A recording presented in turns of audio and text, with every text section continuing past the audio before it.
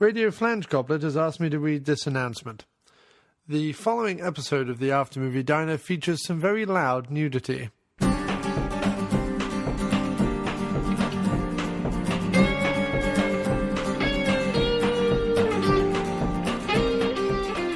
Okay, Marjorie, hold up your left one. A bit higher. And now the right. Oh, they both look amply fine to me. Hello and welcome to a very special episode of the Aftermovie Diner. Yes, that's correct. We've got so much to get through, so no time for my silliness, usual or otherwise. First of all, up on the show, it is an absolute pleasure. You don't interview Brian-Trenchard-Smith. He takes you into his home and you have a fantastic conversation with him. Honestly, some of the best movie and life chat you could possibly have is had with Brian-Trenchard-Smith, and it is our pleasure to welcome him back onto the show. For people not in the know, Brian previously appeared on episode 138, where we spoke for 2 hours about a lot of his horror film work and his latest film at that time, Drive Hard. On this episode, we're going to be talking almost exclusively about The Man from Hong Kong and his brand new novel, The Headsman's Daughter. I'm quite used to a chat. Yes, of course. And we had a wonderful chat a while ago for my show a couple of years ago, which was yes. Which was I think we touched more on your horror work on there because it was sort of an October episode and we were covering more horror things. But we went right back to your early work. And where does Man from Hong Kong seems to be a very early feature for you? Was it your sort of first theatrical film, or had you been involved behind the scenes prior to this? Well, yes, it was certainly my first theatrical film as a director. I had directed bits and pieces for television, sections of a documentary or two, the film sequences for each of the contestants of Quest of Quests, which was a nationally broadcast show in Australia. For a couple of years, I was the associate producer and film sequence director, and occasionally commercials where the network made a deal with a product, a group, and they bypassed the ad agency. They bought time on the network, and the network provided the commercial. And so as an in-house creative person, I would do some of those. I introduced some nudity into a swimwear commercial. Go Bear or Go Trixie was the line. And I had a discreetly photographed model from the rear. Yes. Anyway, I got lots of bits of practice in many genres and forms. So when I left television, I wanted to do something that was dramatic, and then I made the 1 hour TV special, The Stuntmen, initially just as a documentary, but with an understanding with my old network, the Channel 9 network, that they would buy it. And pegging the price at $16,000.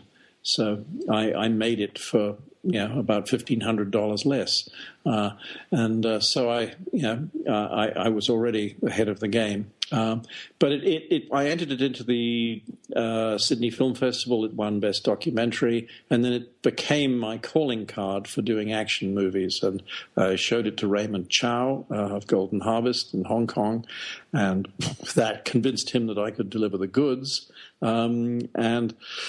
He signed on to be the 50% co-producer of the Man from Hong Kong with my company in Australia. And so prior to that film, the only actors I had directed were Marty Feldman, who came to Australia for a TV special, and I shot the whole thing on film. It was a half-hour Marty Feldman at the zoo. He sang songs from Dr. Dolittle, and he had sketches around animal themes and vegetarian themes. Yeah.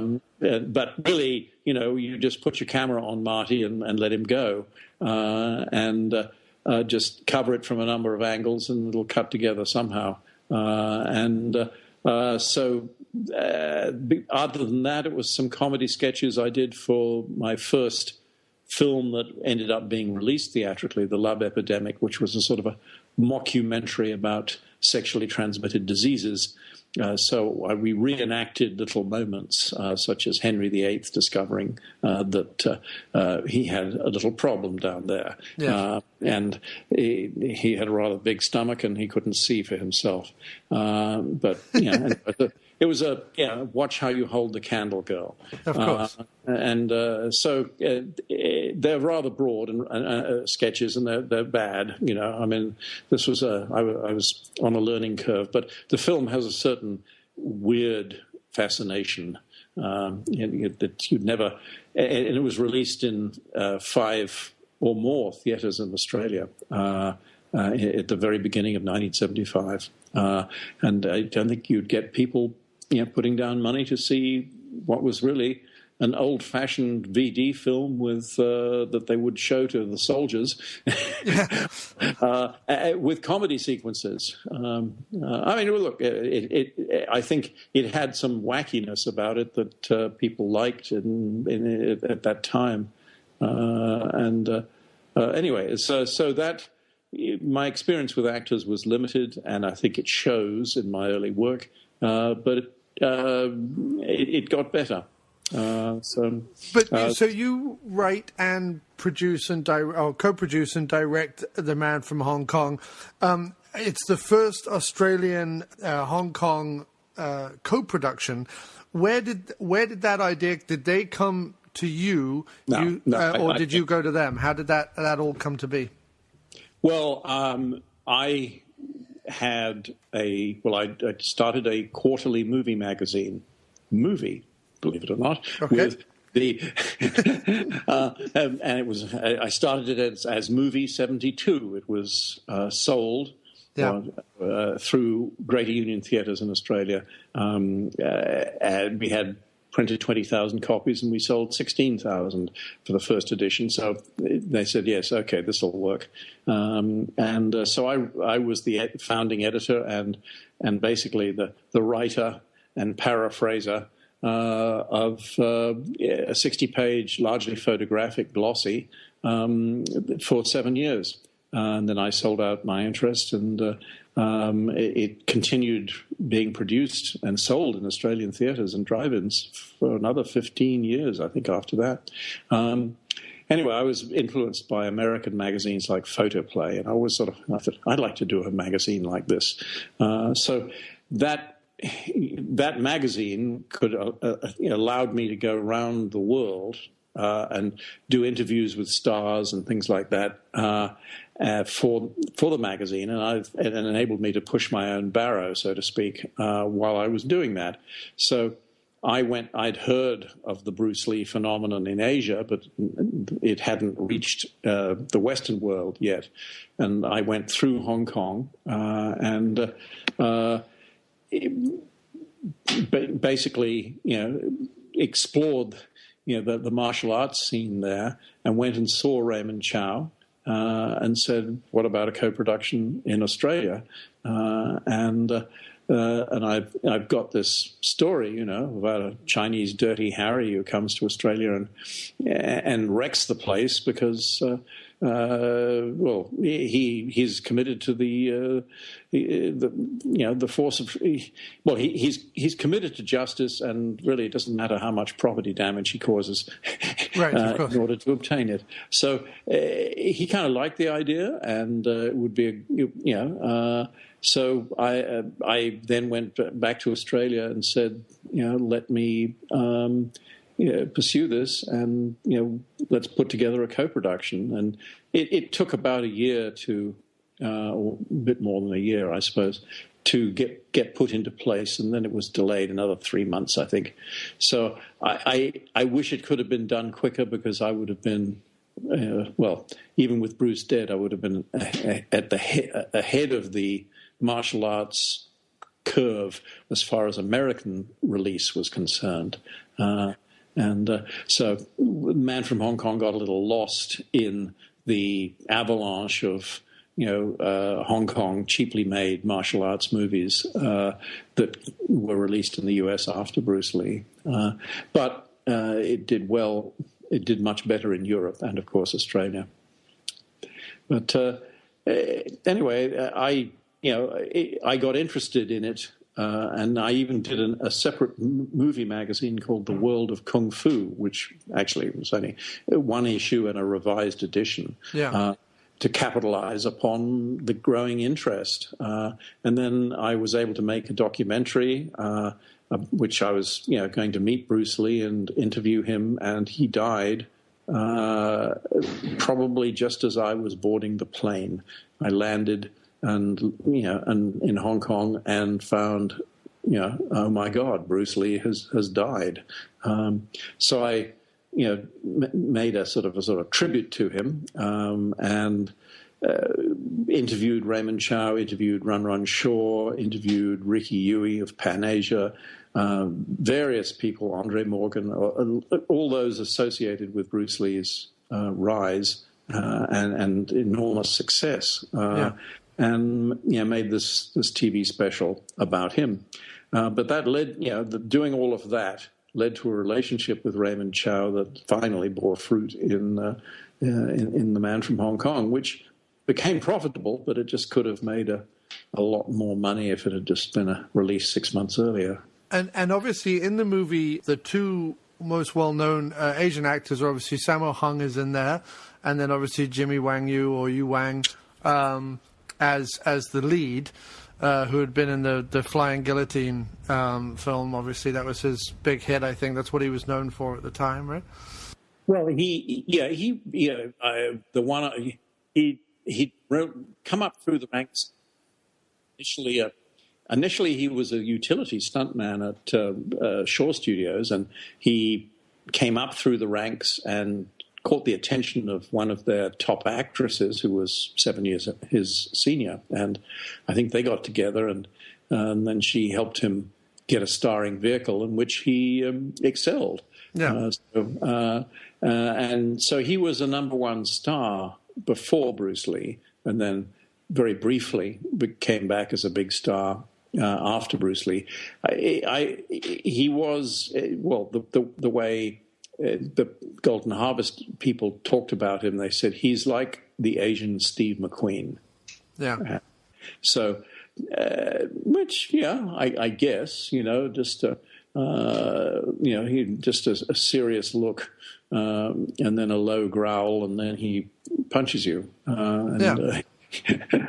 So, but Jimmy was a tremendous athlete. And he does amazing things in The Man from Hong Kong, and he climbed two levels of up the drain pipe of that building. To get into martial art. He climbed 2 levels of it by himself without ropes, with a cracked rib, which he had cracked the day before, practicing being up in a hang glider, tethered 30 feet off the ground. Yeah. But he had, as they say, a hard landing, and he didn't break a rib, but he definitely cracked one. And that was on his one day off, and then the next day we were to do the big climb sequence, where he would, climb to where he felt safe and no further.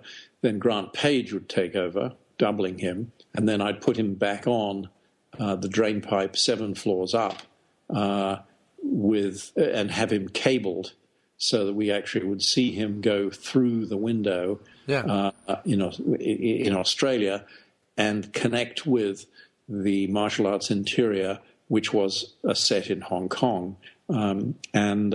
So if you look very carefully, he conceals the hand that has the cable in it till the very last moment. But if you look for it, I'm afraid you can see it's just there. These days, of course, they would paint it out digitally, wouldn't they? Yeah, but I think that's the thrill. I mean, we do mention that, talking about the film, a lot of the stunts that both Jimmy does and obviously Grant Page the renowned stuntman, does in the film.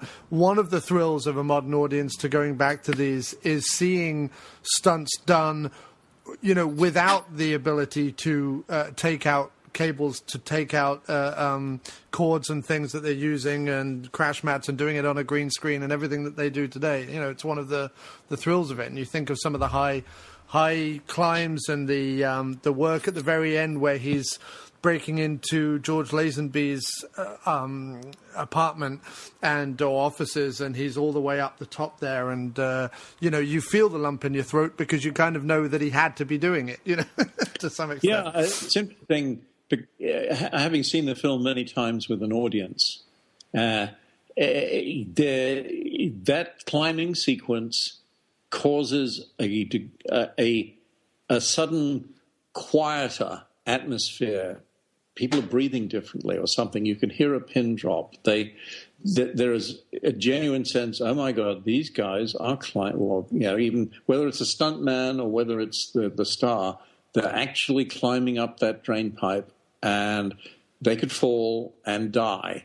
And I guess the same kind of thrill people get from sort of watching high-speed Formula One, Yeah, of course. So you kind of you hold your breath at times. So I could really feel the change in the atmosphere of the audience when I saw it at the Karlovy Vary Film Festival, where it was screened as the midnight movie in front of a packed house, and by that I mean it was a 1,000-seat theater, and they had provided it with Czech subtitles. Right. That when that climb started, there was just a sudden hush, so you're right. It is, seeing is believing. When that door blows off the car and lands about 20 feet away from me, yeah. That really, that looks like a big explosion. Right, exactly. Well, because it's not planned that the door comes flying towards the camera, I presume. That just happened. No, it wasn't planned. Today, digitally, they would take that door and make it fly. I wanted to have the car blow up with the Ayers Rock, or as it is now known, Uluru, and perhaps should always have been known, because after all it was a sacred site to the Aborigines, but they weren't very well treated around about the time that I made the film, and only a few years before were they considered worth counting in the Australian census, but that's another story. Yes. Anyway, I wanted to obviously do the photographically pleasing thing as having the rock in a perfect formation in the back of frame and the car blowing up in the foreground.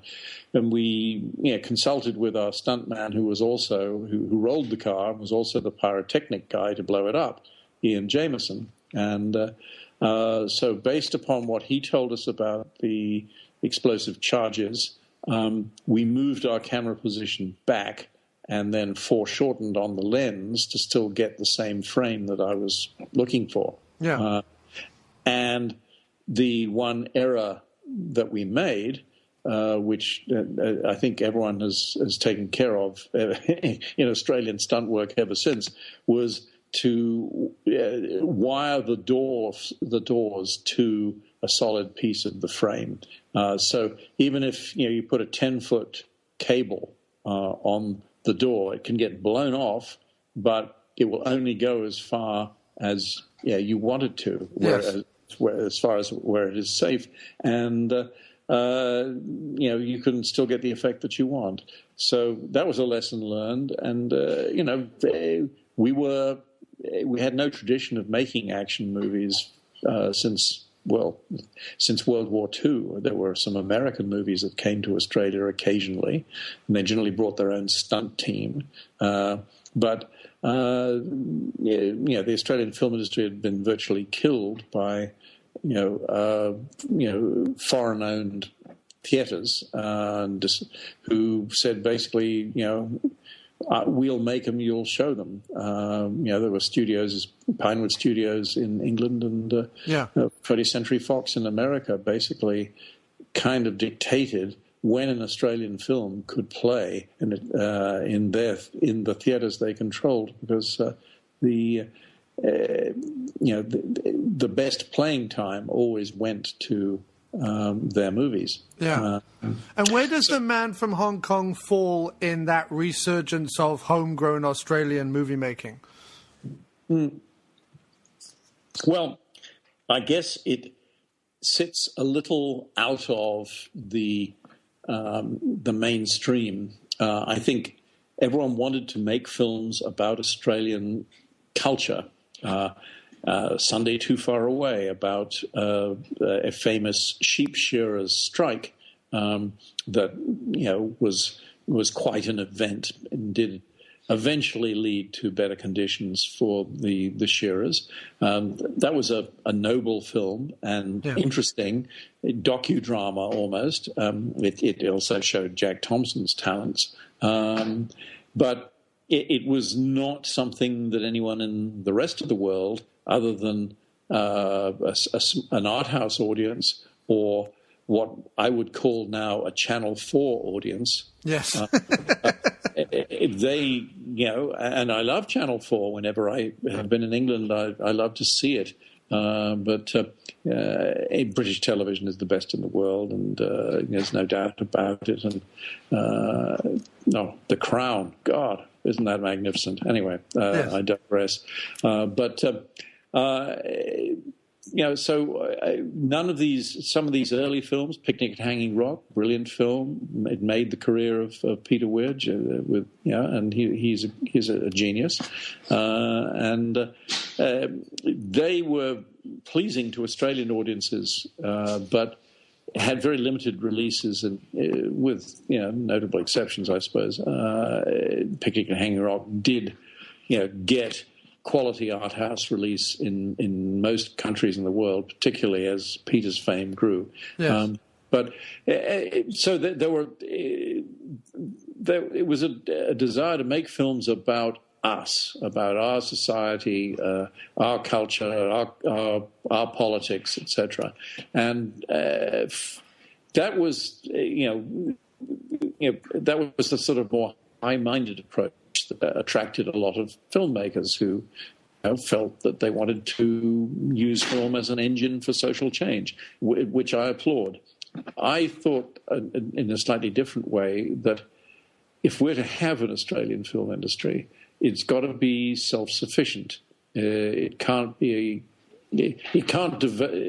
totally funded by federal or state handouts. It's got to make its mark in the commercial marketplace. And then if we can develop a reputation for making, meat and potatoes films, mainstream films that aren't necessarily as sophisticated as some of these early Australian films were in their intellectual content. I mean, Devil's Playground was a great film, there were many of them made by Australian filmmakers who went on to find careers. I thought, I want to make things that are commercial everywhere in the world and will draw eyeballs to Australia. And co-productions would be, are a very good way of having two privileged markets to recoup your cost. You have someone in one country who has got reasonable confidence that even if it's a bad film, they won't get badly hurt and they can get their money, their investment back out of the territories they control. And you have, and the same situation applies to the other partner in the co-production. Yeah. You spread the risk. So part of my political game plan, I suppose, with The Man from Hong Kong was to show that co-productions can work. It wasn't the first co-production in Australian history. There were co-productions that Lee Robinson made with a French company and shot in Tahiti and in Australia. There were a couple of films in the, I think, in the late 50s and early 60s that he did. I actually forget their name at the moment. But he did a co-production with France, and that was good. So I had worked out that basically action is the universal currency of the movie market worldwide. Yes. A good car chase, a good punch-up will sell to an audience. There's an audience for it from Argentina to Alaska, from Hong Kong to Stockholm. Though generally in Stockholm it gets heavily cut because they were concerned about movie violence. Right. And Hong Kong did not get much of a release initially, and it was banned because it is so full of physical combat that. Well, how do you really, make it less violent?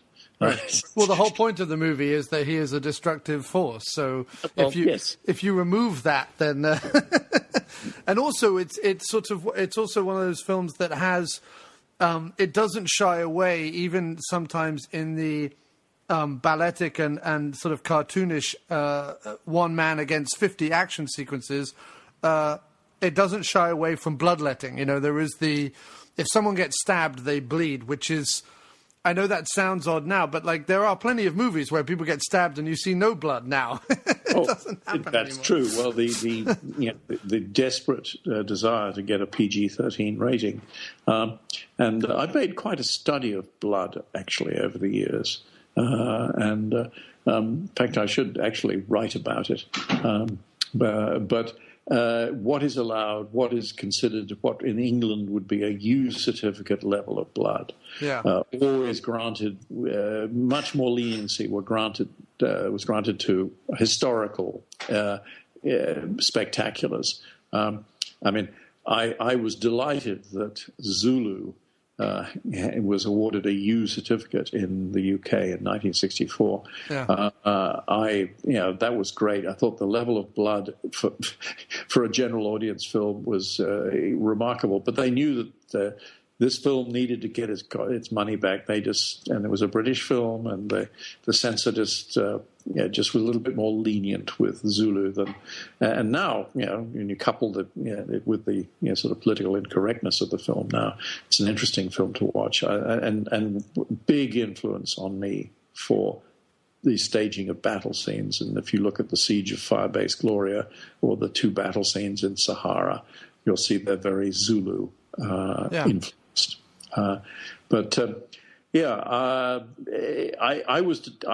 I got into trouble for too much blood, or as Raymond he saw rushes of me early in the piece that we shot Australia first, rushing out of the Martial Arts Academy, which the corridor was in Australia, the academy was a set in Hong Kong. Right. I'm rushing out, having been punched through glass, and I got blood streaming down my face and down my arm, and I go, punch, this silly device of having something that you can actually stop the elevator. Right. I know. I did write this too.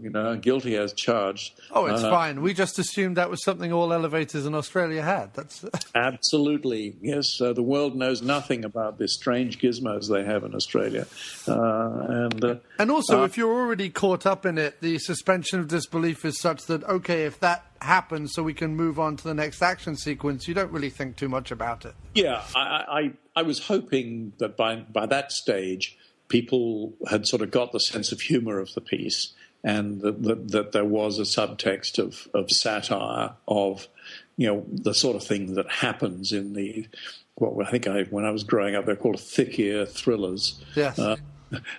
And then that became the Kung Fu picture, but that was before people knew that there were great films made in Asia. It was a conscious decision to ratchet up the blood. Now, so Raymond Chow saw those dailies and just sent a message down, too much blood, because he was having some problems with the Singapore censor over excessively violent Hong Kong films. Run Run Shaw had this great director, Chang Che, who you did. You look him up, you see a string of really amazing films, including many Tarantino favorites. And his first assistant was John Woo, and so John Woo learned from the best. But Chang Che pushed the envelope to get people to come back to the theaters to see these wuxia movies, so he put blood into kung fu and to sword movies. Firstly, sword movies, but then they were replaced by kung fu, and he would have people slashed by swords, and he would have their chest, let's say, pre-cut and pre-blooded, and then they would be spun round towards the camera after the slash occurred. And things like that, standard tricks of the trade. And we did that in the Martial Arts Academy with Jimmy slashing this guy with this chopper, and he had a little vial of blood in his hand, the victim, which he timed to squirt upwards with the slash, and so that the slash occurs, and a microsecond later, the squirt of blood comes up from into the frame, and when you put a good sound effect on that, then that can be quite effective. So that's a moment in the audience where I detect a kind of ooh. But that's I like that. That's clever. And so I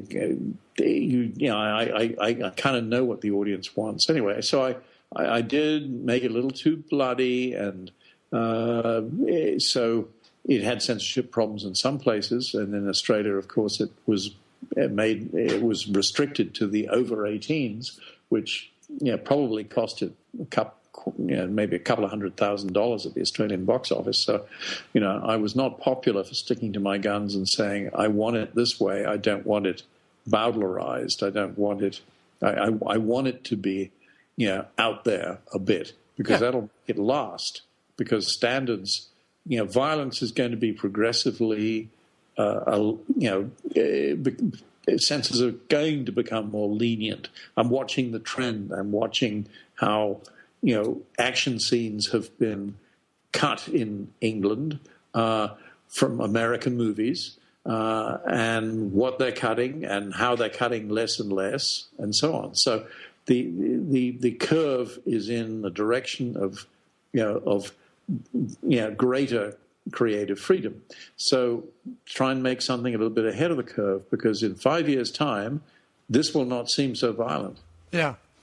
So that was my thinking, and in the short term, I paid for it. In the long term, I was right, because the Blu-ray is gets it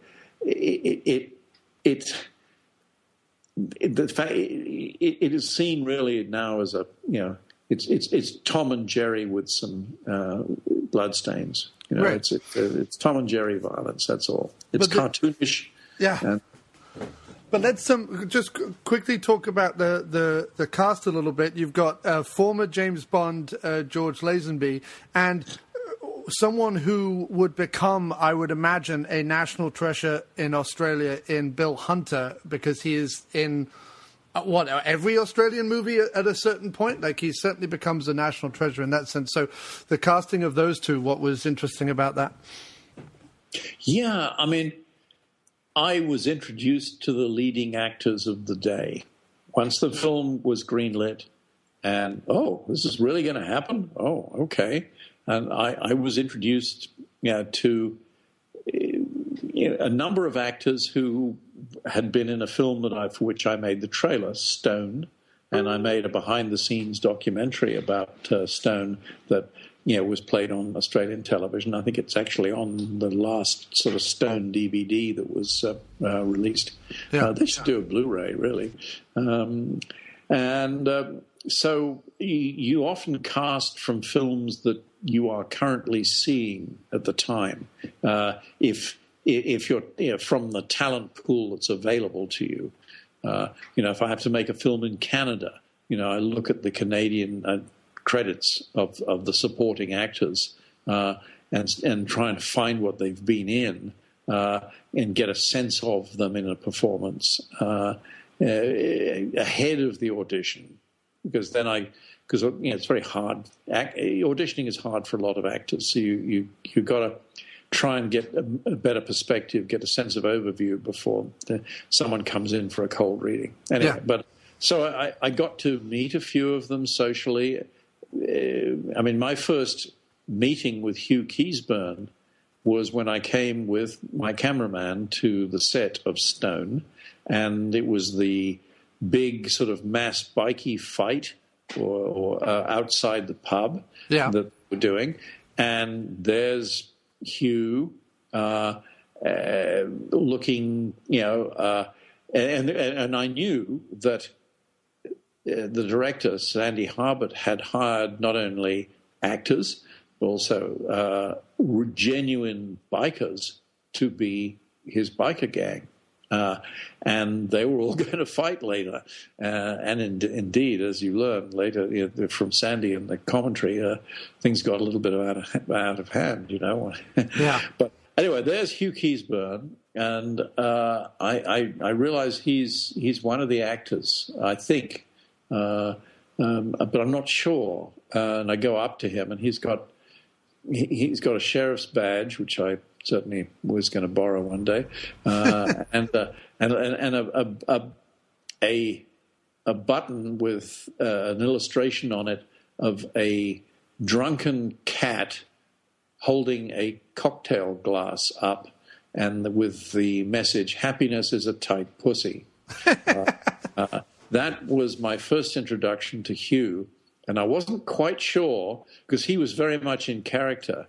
He stepped towards me with a slightly, threatening posture, okay, you sort of, media guy, camera guy, okay, just don't fuck with me. And it took me a few moments of conversation to find out, in fact, he was an actor. Yeah. So, he thought I was a news crew, and he wanted to monster the news crew. Yeah. But that was my meeting with Hugh, and I thought, okay, he's got something. And then my very first film I made with stuntmen like Grant Page, and amongst the sort of support stunt team was Roger Ward, who was an actor in his own right, but he was also a guy who liked to work doing anything. He'd work on sets, or he'd work as an actor, and it was a wonderful thing about the Australian film industry back in the day. Yeah.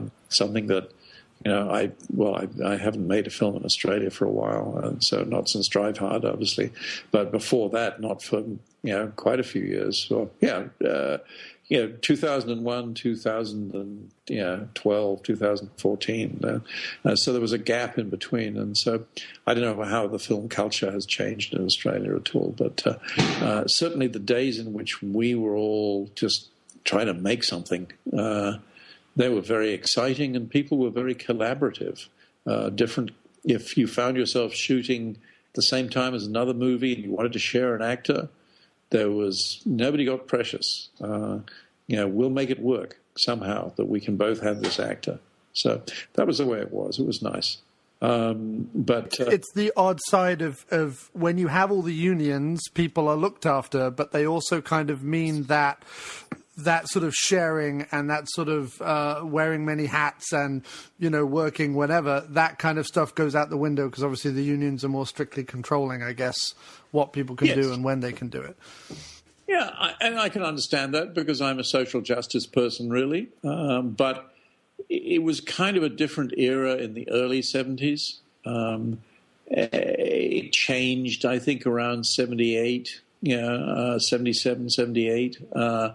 It became much more of a business, and you could certainly there were people who you could say were exploited, working for nothing. I paid all the support team on the stuntmen $50 a day, and that wasn't, that's it's probably closer to $200 a day, I suppose, by today's standards. But I always paid people or got them into a paid job as a result of what they've just done for me. Right. And so, because that's the only way to, obviously build a relationship in a film community. You've got to be fair to people and make sure that they're rewarded for going that extra mile for you. But so Roger Ward was one of the support team in the stunt arena, and he was also a writer. He'd actually written some episodes of a television cop show in Melbourne, and he was one of the. He'd been hired as an extra on Mutiny and the Bounty. He was you'll find him somewhere, and in there's one of the seamen on the Bounty. He just happened to be there in Tahiti, and so they hired him. He had a very interesting career, Roger, and I love him. And we talk from time to time in Australia, so I wanted him, and I thought, well, he and Hugh Keays-Byrne would be an interesting. Laurel and Hardy, Abbott and Costello, and do their own. And I encouraged them to, develop their personas to bring to the to each scene. Yeah. And if they had an idea that would make it funny, then let's do it. And it was Hugh's. The moment Hugh saw the water. The water fountain at the airport, where we were going to do the little walk and talk about, the guy who's, the Fang Sing Leng coming in from Hong Kong. Yeah. He saw an opportunity for a joke and said, "Can I do this?" And I said, "Hey, yeah, great." So that's, by then, I think the audience knows, okay, I think that they're having a bit of fun with us. They're not taking this too seriously. They're doing things in a slightly offbeat way. I get it. So, it generally, it sort of takes more or less to know that that's the way it's going. Perhaps, some people may get the message earlier. I don't know.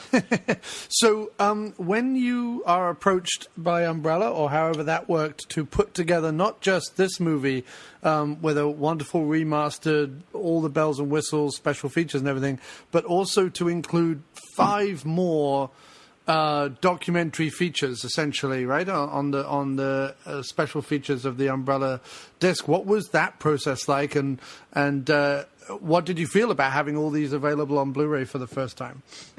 Yeah, A Man from Hong Kong is 4K, but the others are standard def. Yeah. Because the masters that I have for them, there are no...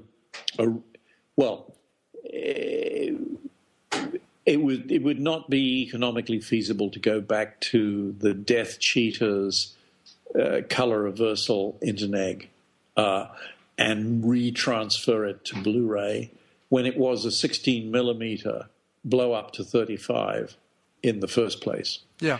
I wanted it to be preserved, and I think Blu-ray has a long life ahead of it. Hey, things may go up to 6K, 8K, 20K, who knows?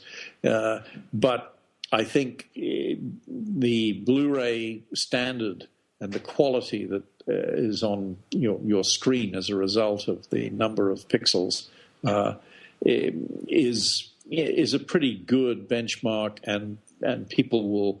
It will last. It won't die like VHS. No, and I think what's been interesting about companies like Umbrella, Vinegar Syndrome, Blue Underground, Shout Factory, companies like that, is that it is these cult genre films that are actually, not only are they getting a second life, but they're actually keeping these companies being able to release more and more content rather than the studio, the enormous sort of studio films that are cost prohibitive. So it's wonderful for us fans and wonderful for the film. No, it is good.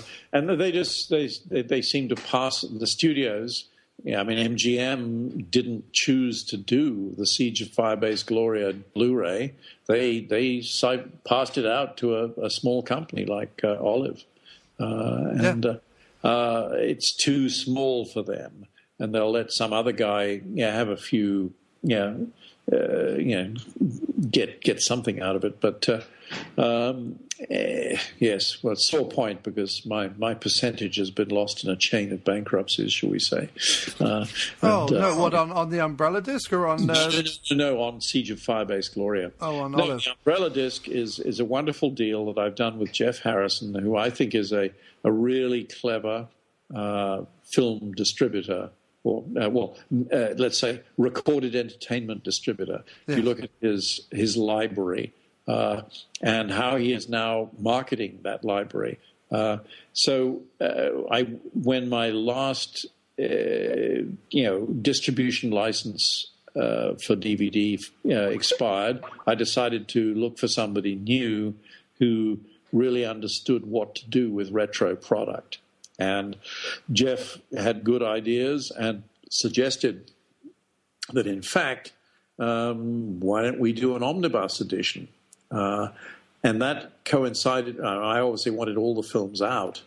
And I thought, but an omnibus edition is an excellent idea because maybe film students will look at this early career curve full of mistakes, full of good ideas, full of a certain screen persona that I bring to material that, even cookie cutter material. And, take a look at 42 films and see whether you agree. But here's some early work that is very flawed in many respects. But when you listen to the commentaries, and if you're really a super geek genre film student, there's some things to be derived from watching this as an educational process.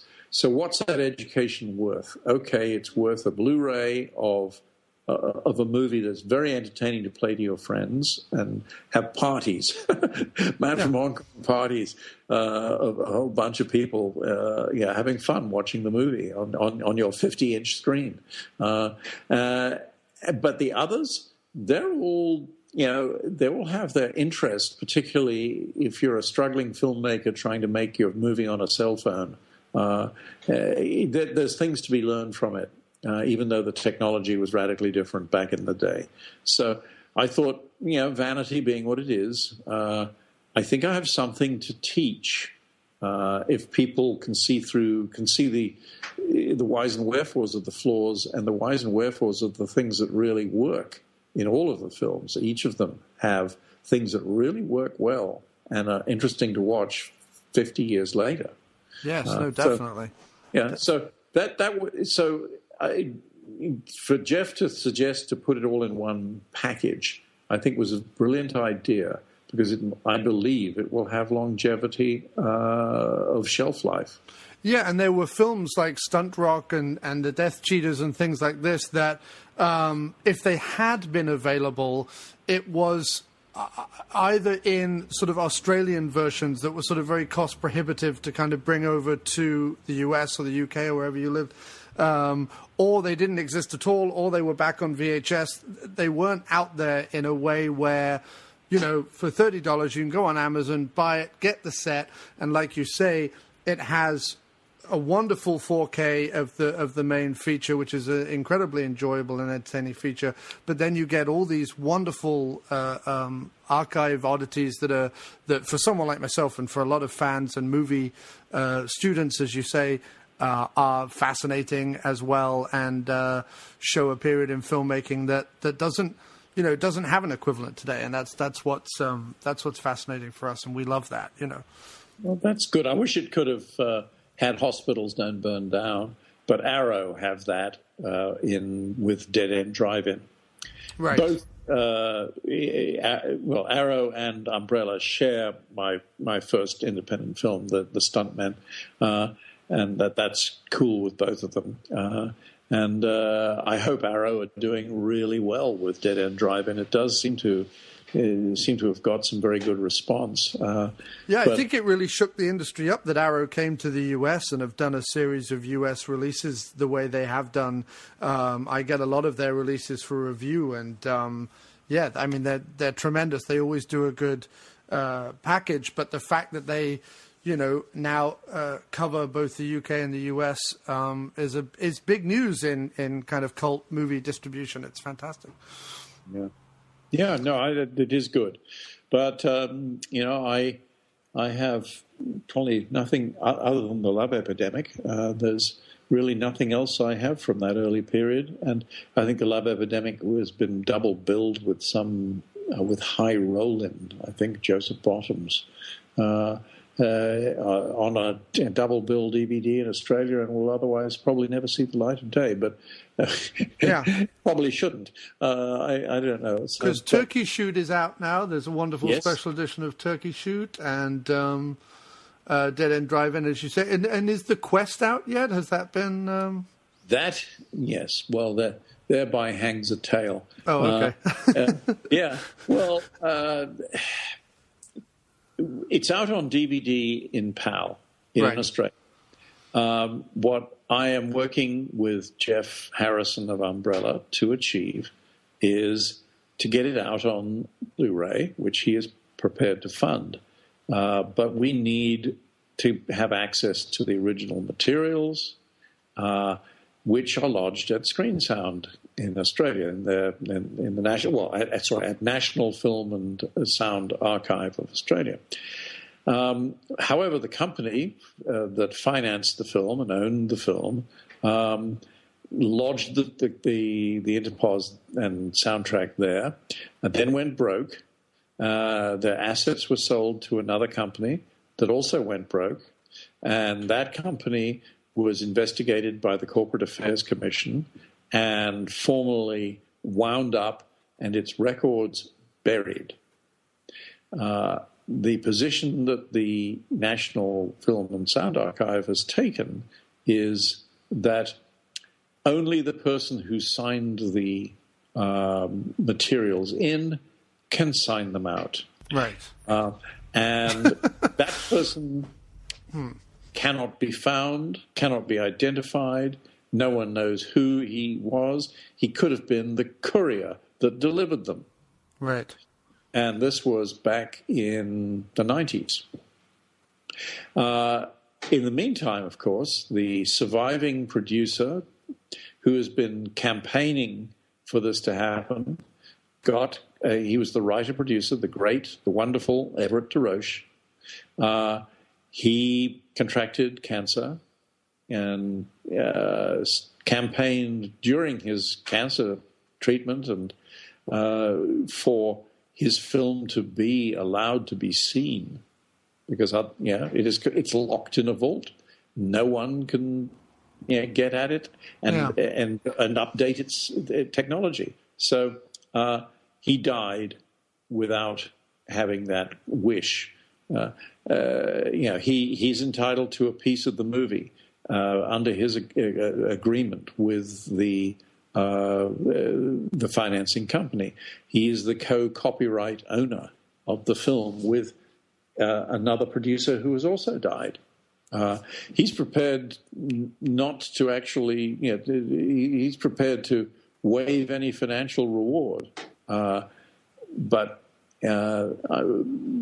the bureaucracy, I guess, has decided, well, we can't take the legal risk that after all these years, someone would come out of the woodwork with paperwork that could demonstrate that they owned this movie.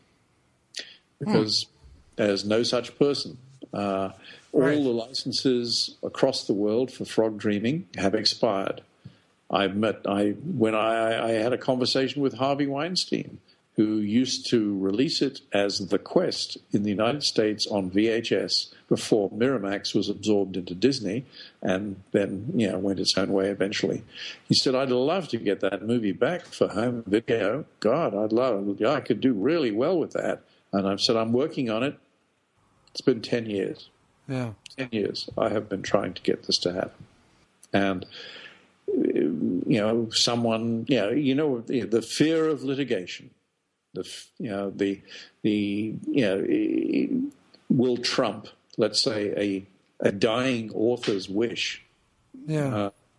So it's ridiculous. But we're not giving up. And if there was a copyright dispute, why is nobody in Australia, where you'd think the inheritors of the assets of the production company, would be living, to the best of my knowledge, no foreign company bought those assets. But why in the years that this PAL DVD has been out, has no one said, "Hey, wait a minute, that's my movie. What are you doing?" Right. Because exactly. But the bureaucrats, they're not really thinking of the larger picture, and they're not really thinking as protectors of the arts. They're thinking of protectors of their arse. Right. Sadly, that is the way bureaucrats go. However, onto a more positive thing, the release of is it your first novel? It is my first novel, The Headsman's Daughter. The Headsman's Daughter, and that came out last year, is that correct? Yes, unfortunately, yes, last year. There's a new year. Yes. I wish it could have stayed 2016, preferably October 2016. Well, don't we all? Yes, but yes, indeed.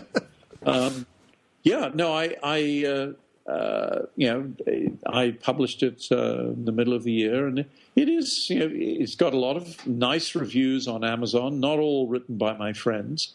There's some.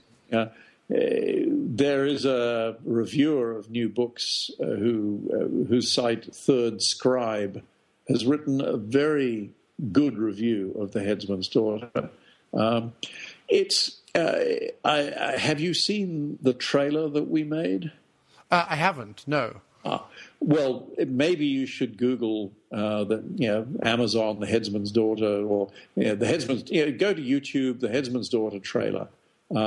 And that kind of encapsulates for what I hope is my fan base the reason why they should see it, which is, if you like these movies that I've made, Man from Hong Kong, BMX Bandits, Dead End Drive-In, Turkey Shoot, and so forth, if you like those movies, then you will enjoy this book because it is a multi-twist, high-action content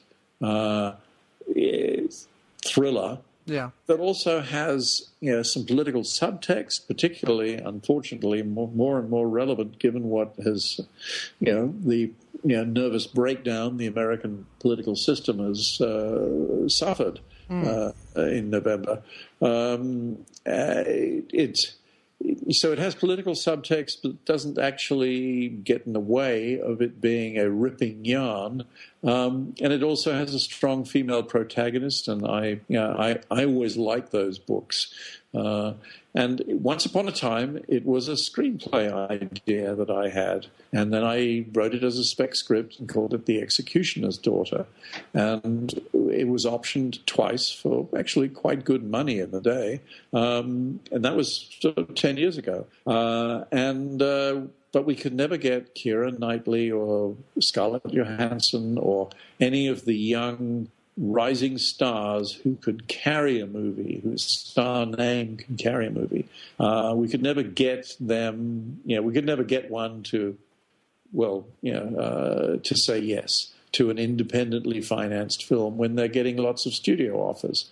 And finance was not available unless you could get an actor who was on the studio level. It's catch-22. It's how so many films that are worthy actually, don't get financed. But and they end up on a list called the Blacklist, which is the best unproduced screenplays in Hollywood, and then years and years later, eventually they become movies. Gradually, the people do make these movies that went on the Blacklist simply because they were. It's a badge of pride. These are scripts that were misunderstood, that and then eventually people discover them and make them. But I wouldn't say that The Headsman's Daughter is necessarily a candidate for the blacklist. But anyway, I wrote it initially as a screenplay. It was well thought of, but no one would make it. So the rights revolved to me, and then I decided that I would write it as a novel.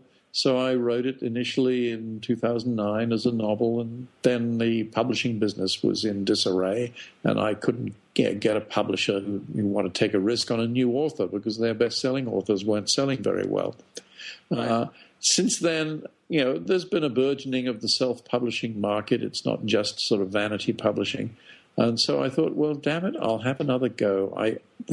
This story is still gnawing at my liver. Alice can be, a franchise. Her adventures in the multiverse could be a franchise. Yeah. And to that end, actually, I have written a 1-hour pilot for a TV series of The Headsman's Daughter. So we'll see whether anyone is interested in that. But in the meantime, I thought, let's get the book out. Let's see, what people think of it. and I'm very gratified by the good reviews from independent sources on Amazon that basically, say this is a page turner. If you like a page turner, you will get something out of this. So anyway, The Headsman's Daughter is, I think a fun read, and particularly for people who I think it's female friendly, and I think, let's say, I feel I've got good feedback from a female audience and their discussion of Alice and Jane. You had put up an interview you had done with another show about it, and that's what alerted me to it. And I thought that as we were talking about The Man from Hong Kong, I would love to find out about the book. So, of course, I can, get it on Amazon and read it myself. But no, it was more just to find out from you all about it and to tell other people about it so that they go and do the same. That was the plan. Well, they promised them a page turner. I don't know, it's certainly a good Kindle read, and you can knock it over in a weekend. Yeah. And it's great. It's great, especially because you're coming at it from a filmmaker with a very fan-heavy past. That people love your movies, and like we were saying, there's all these collector Blu-rays and DVDs and things that are out there, with more to come. It's interesting on a system like Amazon, therefore, that if someone is looking at Turkey Shoot and looking at the Siege of Firebase Gloria, that they will also find this book because it's all in there together. And I think that's a great way to cross-promote everything, in this new way. That's having made over 100 trailers for theatrically released films over the last, I think since I started making promos in 67 and theatrical trailers in 68. But I don't make them anymore, though I often do little sort of montages of a film I've just shot. I'll quickly put together a 1-minute music cut image, like a piece with intercut titles, just to give the distributor a sense of what he's going to be getting when I've finished editing the film, because I am concerned with my audience. I am also concerned with my readership, which I have yet to find a way to master economically viable promotion for a self-published book. But every day, every week, people on Kindle are buying it, and quite a few printed copies. After the initial flurry, there's still a few printed copies going out every few weeks. So it's developing a following.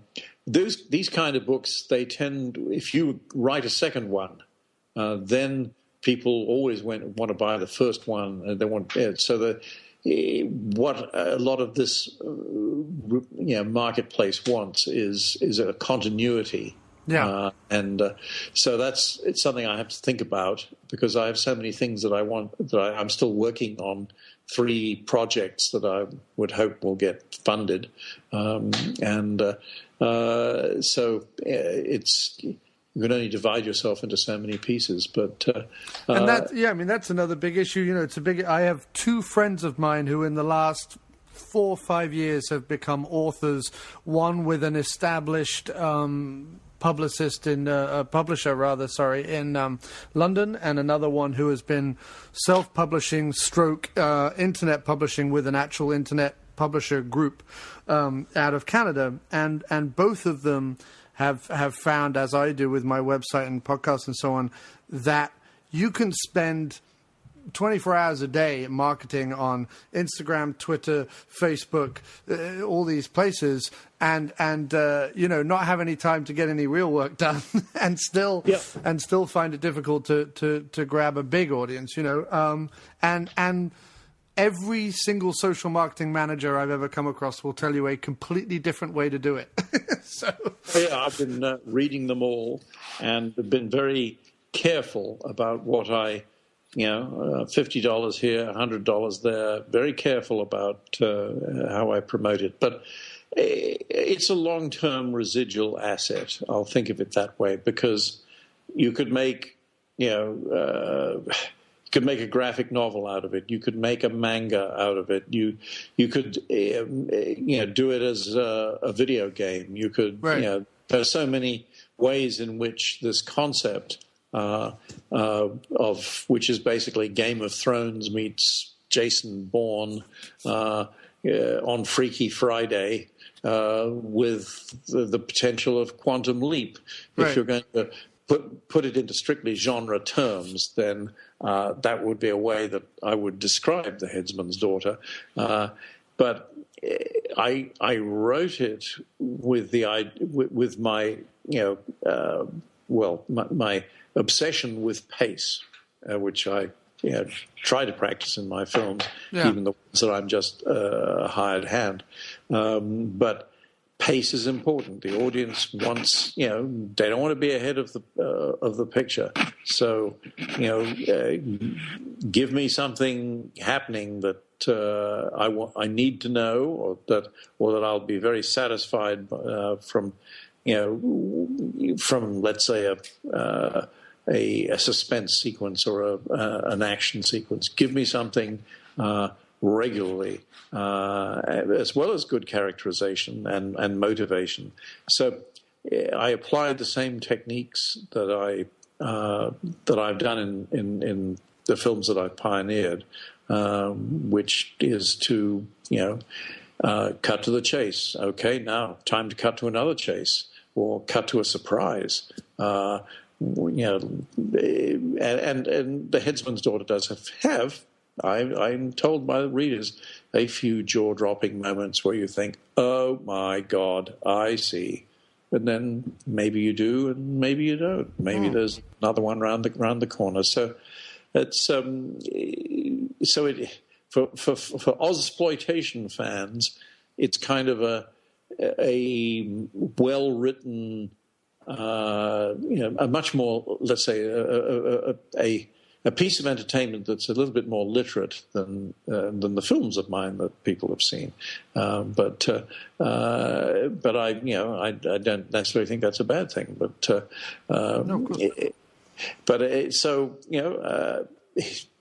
I'm quite gratified by the response that I've had, and let's hope it will catch on. But there are thousands of books getting self-published every month, so it is a crowded marketplace. But I'm going to be very careful about how much I spend. I'm going to wait. I'm going to wait and see how it builds, and wait till someone comes to me and says, "I really want to make a film," or better still, a high-end Netflix series out of this. Right, and that it might be one of those things where it starts off as a book series, becomes a TV series, then there's a movie. Like these things happen, and it only has to be a couple of guys somewhere who discover it, who have the means, and you could be off to the races. So you never know. You never know. And I hope so, because if nothing else, I hope it continues to be a book series or something that you can continue to develop and enjoy, and that's always a thrill to have more work coming out, Brian. It's always something we'll support. I'm slowly chipping away at my memoirs. I haven't gone very far. I'm still in my school days, but they were interesting. Yeah. I got to visit Dr. No. I got to visit the set of Beckett, things like that when I was 16 and 17. Yeah. And so, I'm slowly chipping away at that. I'm amassing research on censorship worldwide. I'd like to contrast my battles with censorship with, interesting anecdotes of censorship all over the world. Yeah. So I just chip away at these things as well as the various projects that I'm attached to. And in fact, there's another script that came in from New Zealand where a producer is interested in whether he's still he's still got to put the financing together, but he wonders whether I'm interested, and I will, when this interview is over, I will read it and respond. Excellent, Brian. Well, look, thank you ever so much again. You're always so generous with your time and your stories. I hate chat. Sorry, sir? I hate a chat, as you know.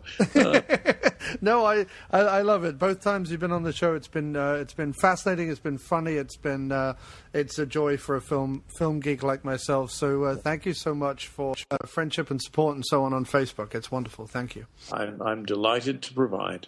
Okay, well, have a nice night. I guess it's I'm off to make 21. I'm off to make dinner. Anything to warm this place up.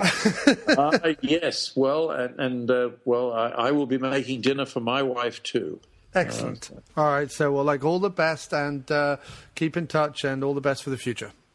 Thanks, John. Bye-bye. Your guide to cinema etiquette from the Countdown Movie and TV Reviews podcast. Tip 43. When attending the cinema with your good friends or significant other, don't assume anyone else has any interest in what you have to say. So, always remember... Whisper, fuckface! It's not rocket science. For more useful cinema etiquette, join Paul and Wayne on the Countdown Movie and TV Reviews podcast at Podomatic on iTunes or your favorite podcast app. Here's what some people are saying about the Projection Booth podcast. This podcast takes no shortcut in producing outstanding content. How they haven't become more widely recognized is beyond me. I love this show. Smart commentary, in-depth interviews, and great production. It's obvious how serious these guys take their podcast and bring that next level of professionalism that anyone would be hard-pressed to match. The Projection Booth Podcast, with new episodes available every week at projectionboothpodcast.com. News on the march!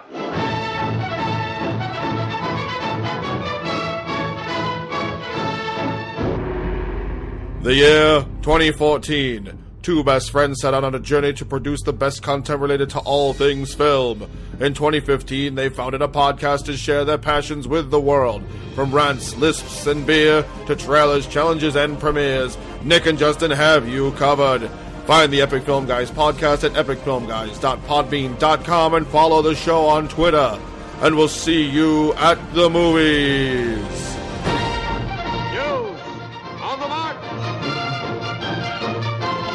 Well, coming up next on the show is our discussion of The Man from Hong Kong. Me and Mr. Jim Wallace, as usual, in a diner somewhere in New York City, talking film as always.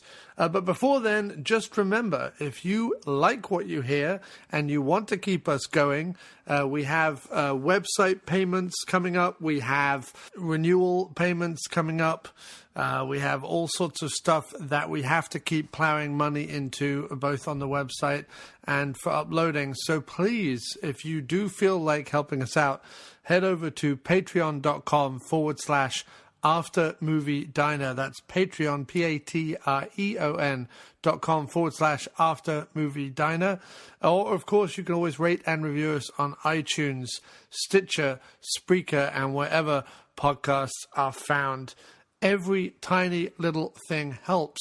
Lastly, you can always go over to aftermoviediner.com and bookmark the website as Amazon.com on your PC, so that when you go to purchase something on Amazon, you click through our website and through the banner that's on our website, and it costs you absolutely nothing, but Amazon gives us a tiny kickback of whatever you order. So please bookmark aftermoviediner.com as Amazon.com on your computer, and every time you shop online, which I'm sure is probably every week because you're just like the rest of us, shopping with other human beings is hell, so I'm sure you're shopping online as usual.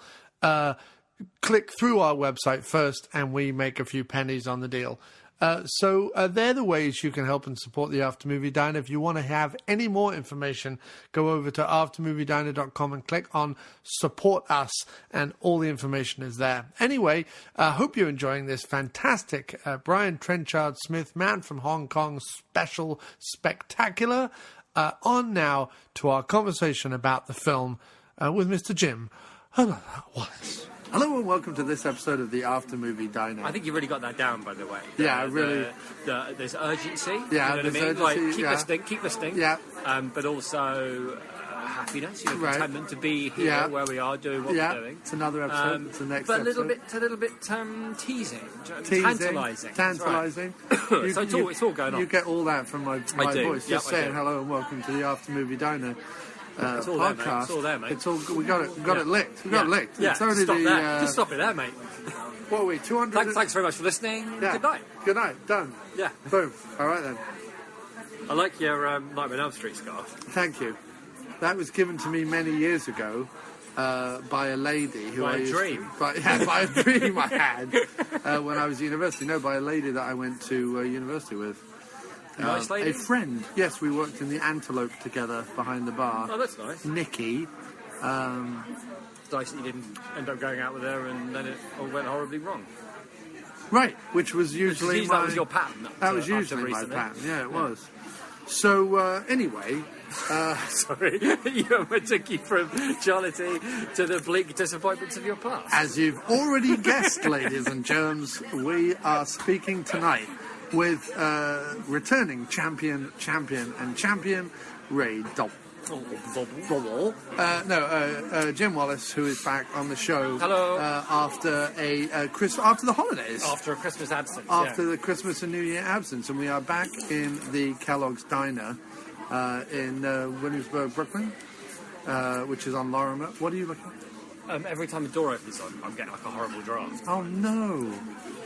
All right, fine. It wasn't that bad. Oh, a little bit drafty. Well, I'm just saying it's a huge diner and there's lots of seats. All right. Just sit somewhere else. No, because I like you miserable. All right, I like the fact that every time someone comes through the door, you're going to pull a face. Yeah. As and if I'll stop what someone I'm saying. just stabbed your first halfway through my dubious psychological breakdown of people's inner motivations, I'll shut the fuck up. And on this... Will there be a petition to the diner for more drafts? For more drafts. Please sit Jim in more drafts. Yes, please. He seems to say less. He seems to say less. Like and this. well, no, you're not saying less. What you're doing is saying a lot more and being quite miserable about it. Oh, yeah. Do you want to swap sides? No, I'm fine. Do you want to swap sides? No, I'm fine. Bloody hell.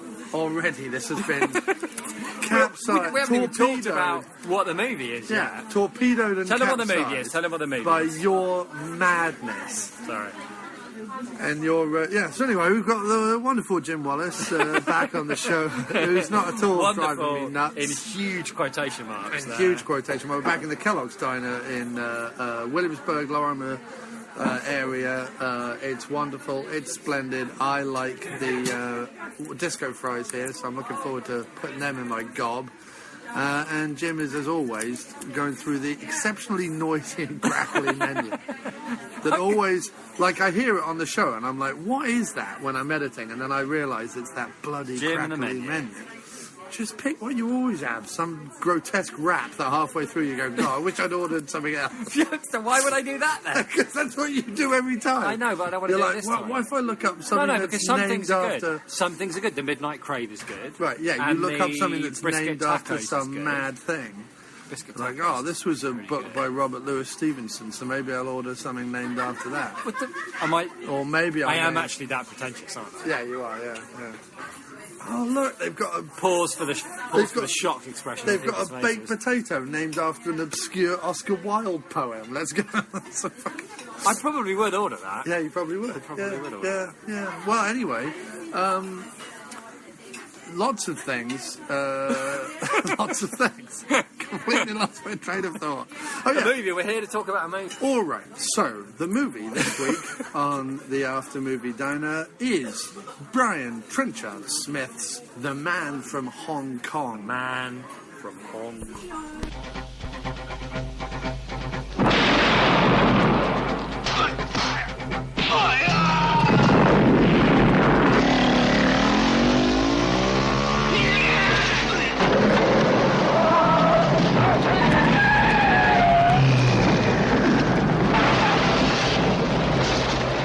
Nobody is safe from the man from Hong Kong. Listen, there's a Chinese cop in town. He's beginning to annoy me. Yeah, I think he should meet with a slight accident. Jimmy Wong Yu is the man from Hong Kong. A furious arsenal of martial arts. With his sights set on smashing organized crime. In my country, Caroline, we have a sport.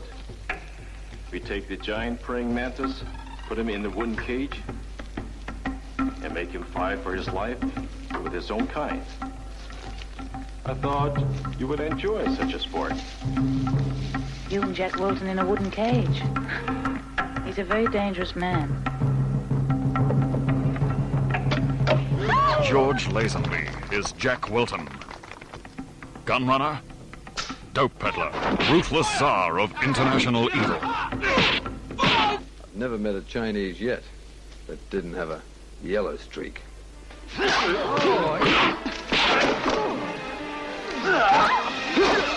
East meets West in a head-on clash with no holds barred. Golden Harvest, who made Bruce Lee a box office smash, have joined with Australia's action specialists to produce a death-defying spectacle that staggers the senses. The man from Hong Kong knows no rules. Everyone he runs across is never quite the same again. I understand the gunman is dead. How did that happen? I killed him. Really? Well, in that case, you deserve a cigar.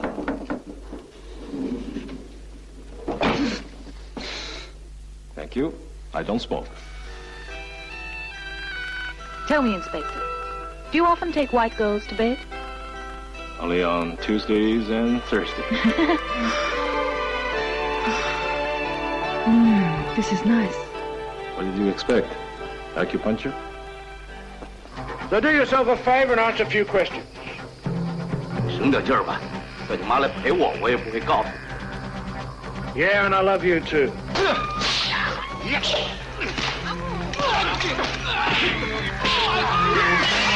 This is Australia, mate, not 55 days at Peking. Hey, don't give me any shit. Provoke him at your peril. I want that lunatic stopped. Nothing stands in his way. For long. Nobody's safe. From the man from Hong Kong.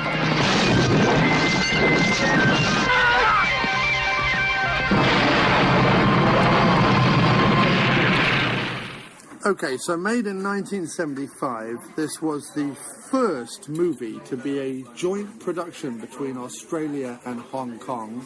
Hands across the water. So Australia brings out its big guns. You have director Brian-Trenchard-Smith, of course, Grant Page, who is a famous Australian stuntman. It stars Yu Wang. Please say my lord after that. From now on, you have to call me my lord for the rest of the podcast. What's his name? Yu Wang, my lord. No, but literally, his name is Yu Wang, my lord.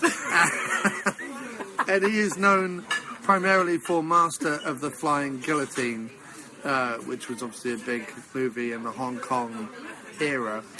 So it's also known as The Dragon Flies in the US because... No, fuck it, I'm getting on. Don't know why. I mean, basically because Yu Wang, sorry, my lord. You're really going to laugh at that every time. Although, isn't it the other way around? Because in China, don't they put the last name in front of the first name? It makes the joke not work, so I don't care. You don't care. Yu Wang. Anyway, my lord. Was it also in a movie called Dragon? So maybe that was it. They've made some money. And Dragon Flies, because in this he's always up on a kite. Or he is in the end of the movie. Not always, but frequently. Well, once. You ready to order? Hey, yeah. I am, yeah. Good, thank you. You ready? Yeah, can I get the Italian omelette? And can I get the popcorn shrimp? And the disco fries? Can I get chamomile tea? Yeah, and I don't need no hash browns with the omelette. Thanks. Yeah, his full name is Jimmy Wang Yu, not Yu Wang. But he's Yu Wang, my lord, on IMDb. So we'll go with Yu Wang. Yeah. My lord. And so, yes, it marks the first Australian-Hong Kong co-production. One of the production companies on the Hong Kong side was Golden Harvest, the famous Golden Harvest that would make lots of Hong Kong action movies throughout the 70s. Co-produced with Hammer, the Legend of the Seven Gold Vampires, awesome. Which we saw. I don't know if I told you, but we saw on the big screen. Yeah. It was the American cut. It wasn't the... Yes, the one where lots of scenes get repeated, right? No, just the one where they took all the action scenes and edited them together and got rid of any plot or acting. It's weird. Yeah. So it's literally just like the thinnest of plots with all the action sequences strung together. It's about 85 minutes as opposed to whatever the other one was. Yeah, I'm not sure. But yeah, so Golden Harvest, very well known. I mean, they even go into the 80s and come over here and do movies like China O'Brien with Cynthia Rothrock and stuff like that. So they by the mid to late 80s, they have, they've done Australian stuff, they've done British stuff, they've done American stuff. So they're a main player when it comes to martial arts movies. George Lazenby, of course, former James Bond, famous tall Australian actor and model, and apparently martial artist. Thank you very much. The movie also stars Bill Hunter, who is basically probably the biggest named actor who's come out of Australia in terms of in terms of a national treasure. He's not a named actor like Russell Crowe or Kylie Minogue or whatever, or Hugh Jackman or Guy Pearce or whatever. But he's a named actor in terms of he is literally in every single Australian movie that was made from the end of the 60s all the way through to the mid-80s. And so he's sort of a national treasure rather than being a big name. Like Roy Kinnear? Yeah, all right. Except Roy Kinnear is in considerably less movies than well, it feels like Roy Kinnear's in every movie from 1960s. It feels like Roy Kinnear is. He's not, but it feels like he is. So that's your basic setup. But should people watch it? I mean, yes. If you want to watch a fun, silly movie, kung fu movie set in Australia in the 70s, you should definitely watch this film. Right, but there is definitely that caveat. Yes, I mean, it's not like... I think the big thing that people get is that if you like... If the idea of watching a kung fu film, a silly kung fu film, a fun silly kung fu film set in Australia in the 1970s does not float your boat, then this is not going to change your mind. No. It is exactly that what it sets out to be. Yes. You know, it's. And if it came on Channel 4 at 1 a.m. and you couldn't sleep, then yes, you should absolutely watch it. Yeah, You know it's what I mean? like a mixture. It's not Prisoner of... Cell Block H. It's not telling you to go to bed. No, because this is all there is. We had this whole thing because one of the actors in the movie is from Prisoner Cell Block H, which for growing us, growing up, it used to come on at 3 a.m, and it always came. It's a long-running Australian soap opera about a woman's prison, right? And it's basically a lot of Sheilas wearing grey, a lot of Sheilas looking grumpy. Looking grumpy. It was unbelievable. I mean, here's the thing, right? They were all they all it wore was grey. Orange was the new black, but 40 years they ago. all wore grey. Yeah. Every room was grey. Yeah. So they were grey all was grey-haired old women. Yeah. It was just it would come on. And you would know it's time to go to bed. At it was 4 like in the Blind morning. Date. When you were 14 and Blind Date came on, you're like, I've got to get out of the house. Right. It's Saturday evening. Yeah. I'm watching Blind Date. Yeah. It's time to leave. I Right. have to go and smoke cigarettes or drink cider or Yeah. get in trouble. But anything but other watch than- Cilla Black. And Prisoner Cell Block H would come on, and it was basically TV's way of saying there's nothing else on. This Go to is bed, it. Spotty. It's not getting better. Go Right. to bed. Go to bed, Spotty. Yeah, Yeah, exactly. that's what it was.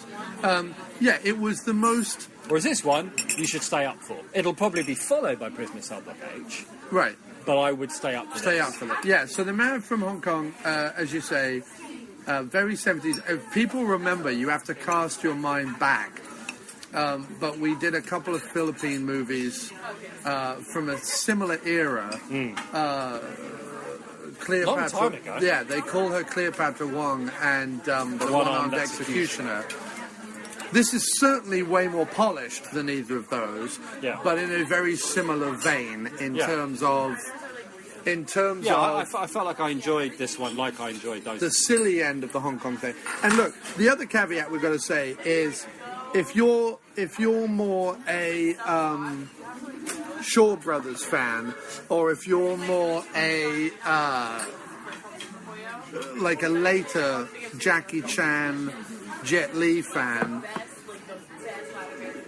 this, and you come to this after those, you have to realise that this isn't going to have anywhere near the polish of those films. But I think it does match those films in exuberance and in stunts and in zany hijinks. Yeah, my thing about... Let me run down the plot quickly, because there's almost none. Right, okay. There are more montages in this than Rocky IV. Yeah, there's at least 4 more montages than Rocky IV. Oh, there are quite a lot of montages. Like most Rocky of the IV is romance all is like montage. almost pure montage. Yeah. In this movie? Yeah, every romantic thing is a montage. The plot, right? So, Australian coppers, Australian coppers capture a drug-dealing courier from played by Hong Sammo Kong. Hung, right? Who is world-renowned throughout martial arts. All right. But a very young Sammo I'm just Hung. doing the plot. That's it. and And we can talk about Sammo Hung later. Yeah. Australian You wang, coppers. my lord. Australian coppers capture a drug dealing courier from Hong Kong. Yeah. In order to talk to him, they get a Hong Kong copper to come over. Well, no, to extradite him. Yeah, to talk to him and to extradite him, but they wanted to talk to him first because they don't speak. They say, fine, we'll get someone that can talk to you. Right. But yeah, all right, to extradite him as well. Who comes over, but with his own agenda, who wants to take down the courier and whoever the courier works for, who is an Australian. And then he spends the rest of the movie going after the kingpin, who is George Lazenby. And all his henchmen.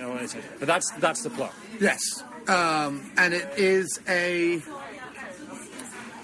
very simple but effective old chestnut of an action plot that is purely set up. Oh, that looks smashing. Thank you. Thank you very much. Lovely, thanks. So yeah, George Lazenby in a series of ridiculously 70s suits, mad hair, enormous mustache, and the occasional bout of insane martial arts from the old Lazenby. Yeah. That was... Because it looked like it was him doing it as well. It is him doing it, yeah. But not in a...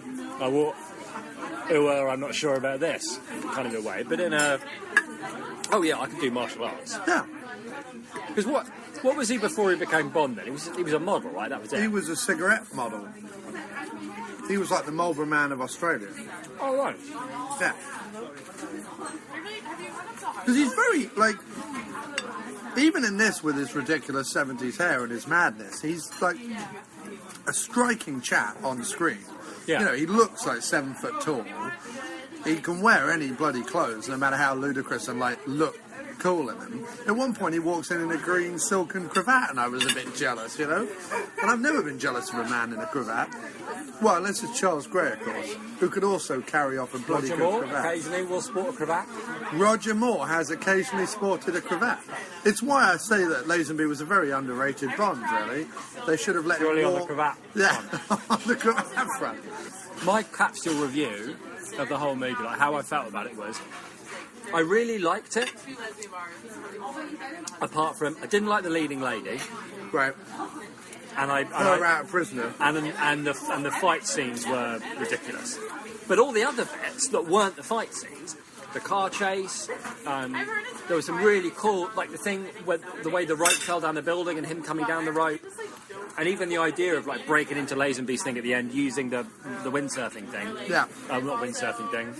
Whatever the fuck kite. it is. Yeah, kite. Kite. Well, what's a paraglider, right? Yeah, paragliding. Yeah. And, which apparently was all the rage in the 70s. Yeah. But the everyone fight, was paragliding. But the you fight couldn't move scenes, for paragliders. The fight scenes were ridiculous, and I did think these don't have the same. A lot of them didn't have the same fun, and there was less movement. I don't know, but like I felt like Trenchard-Smith was having a lot of fun with a lot of the movie. You know, there was. It looked pretty cool. He was trying new things, but the fight scenes where they just stuck him in the middle, and the camera pretty much stayed still, and then like 10 blokes in white pajamas attacked him. It was like, I don't know, it was really, it was dull and not very believable, and like laughably silly. Something. Well, the biggest problem with that action sequence, which is when you're talking about, he gets into a fight at Lazenby's palatial waterside address during a party, because Lazenby goads him on into a fight. No, not that bad. And one of the dudes, hang on a second, one of the dudes has a dragon tattoo on his arm. Mm-hmm. He looks it up, finds out that that's actually a martial arts studio, which is where Lazenby gets all his hench people from, because we saw Lazenby earlier training a couple of the hench people. So here's my question, man. What does he do? Does he exchange, like, free martial art club membership for occasional hench work? I think so. Is that the deal? That's probably because also, presumably room and board as well, because he turns up in the middle of the night and there's nobody there except Trenchard-Smith and his cameo. Oh, and then he rings a little Trenchard-Smith playing bell, a stunt cameo. and then, like, 10 blokes in, like, ready, kitted out in pyjamas crop up. Yeah. And I can't believe they're, like, there to, like, guard the martial arts studio. No, they're there for a bit of fisticuffs should anyone show up. What? Yeah. So he's got himself a hench... That's why they're all in their pyjamas. So he's got himself a hench school. Uh-huh. It should like be... a kind of a YTS scheme for henchmen. It should be the George Lazenby School for Martial Arts and Occasional Henching. Yeah, and henching. And henching. Martial arts and henching, yeah.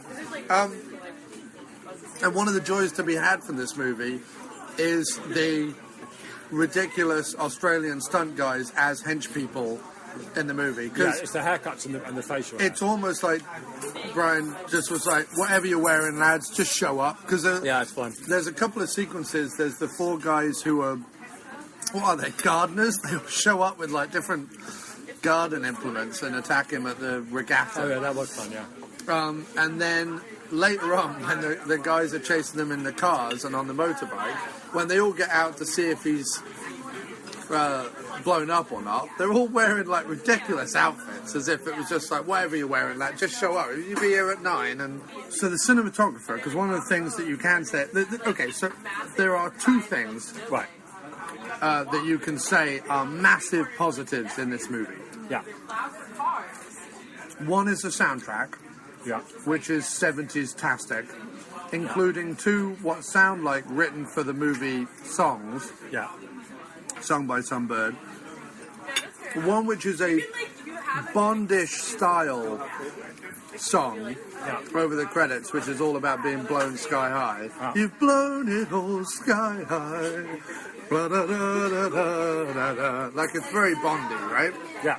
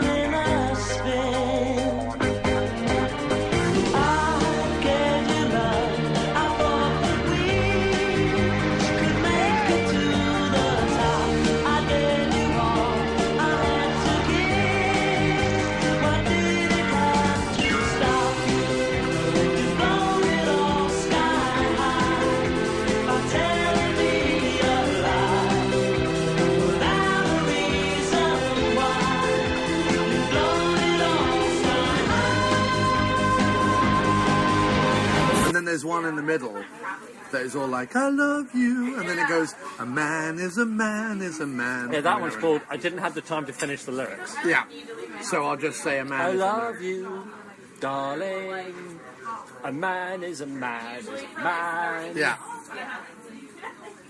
What will we have for tea? Yeah, that kind of thing. So I go there, I feel like I went out and did a thing, but I didn't actually have... Personally, I think the biggest for me, the 2 positives of the movie are, I really like... Well, let me just... all right. Yeah, you're right. I should let you get your 2 out before I interrupt after 1. You did stuff your face full of fries. I did. They all stuck together with cheese. The second positive is Russell Boyd's cinematography, which, even down to like random shots in the love montage later on, had some great angles and perspective, and just, I mean, it really is like the way he filmed that pipe. You know, that pipe he was doing like a crazy little like circus tricks on, and then she comes up out of the hole. Like the way the camera panned by it, the opening shots with the theme music, him panning across the Hong Kong police doing their martial arts training, and then the credits coming up in like big red and yellow letters.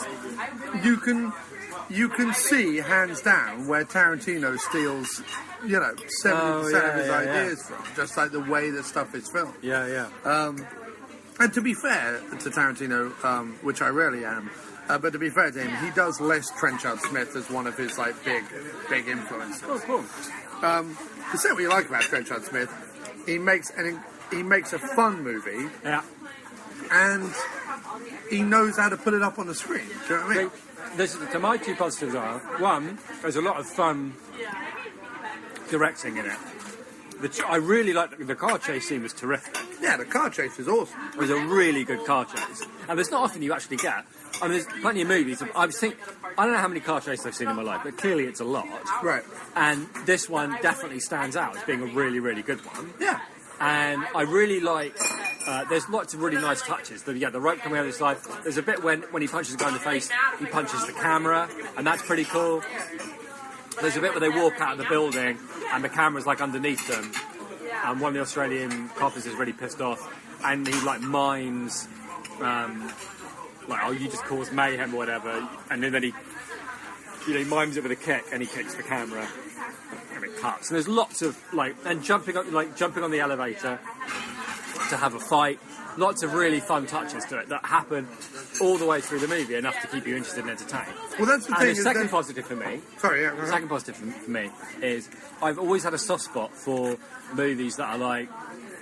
That want to use their location, that want to have a lot of fun with their location. So the Ayers Rock thing looked amazing. It was a really good opening. The guy waiting in the car, the opening shot, like the blue Ayers Rock at night, was amazing. And then having it change to day, and then the meat and then a chase up the side of Ayers Rock and a big fight. You know, it's brilliant, and all the well, except paragliding over Sydney Harbour and all that kind of stuff. I love all that. So it uses its Hong Kong and Sydney locations bloody well. It really does. In a way where you're like, I know this is picture postcard Sydney, but like, it's pretty awesome. But I like that not when they do that with like New York or London or places I've seen like a million times, but in the context of this movie, presumably people in America or whatever would have sat down and watched it and not seen Sydney before, don't know what it looks like. Right. Same in Hong Kong. And the people who are from Sydney and Hong Kong would be quite chuffed, I would think, to see their city up on the big screen, like LA or New York or Chicago or whatever. It's an elevating thing, and when they're having fun with it, when they're not being like pompous about it, it's just like, look at this great place we live in. Right. I like that. I like that when any movie does it, but this one does it really well. So let's start then at the beginning of the movie, the Ayers Rock sequence. Yeah. Sammo Hung. Who you wanted to talk about earlier, but I shut you down. You did shut me down. I didn't feel it was appropriate to discuss it at that point. Now it's all right. Now I've decided it's appropriate. Well, it's... You have my blessing. So it's well hung then. That's what I do. I have like Not as good as you, Wang, but thank you. But we will allow it. So Sammo Hung, crack on. He fights Blokey I mentioned earlier, who's like the Australian detective chappie. Okay. He's like the Roy Kinnear. Right. Of Australia. Right. Was your example. Yes. I think there's a better one. Probably. But he's like the JT Walsh. Yes, that's a bloody good example. Thank you very much. He is like the JT Walsh of Australian movie. Right.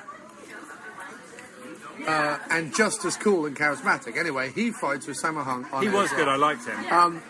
And what's funny about that is, I understand if you've got like a helicopter and your partner's buggered off in the car and the helicopter's chasing the car and here's a policeman and he's chasing you, you might go, how about if I run up the rock? He's probably not likely to follow me.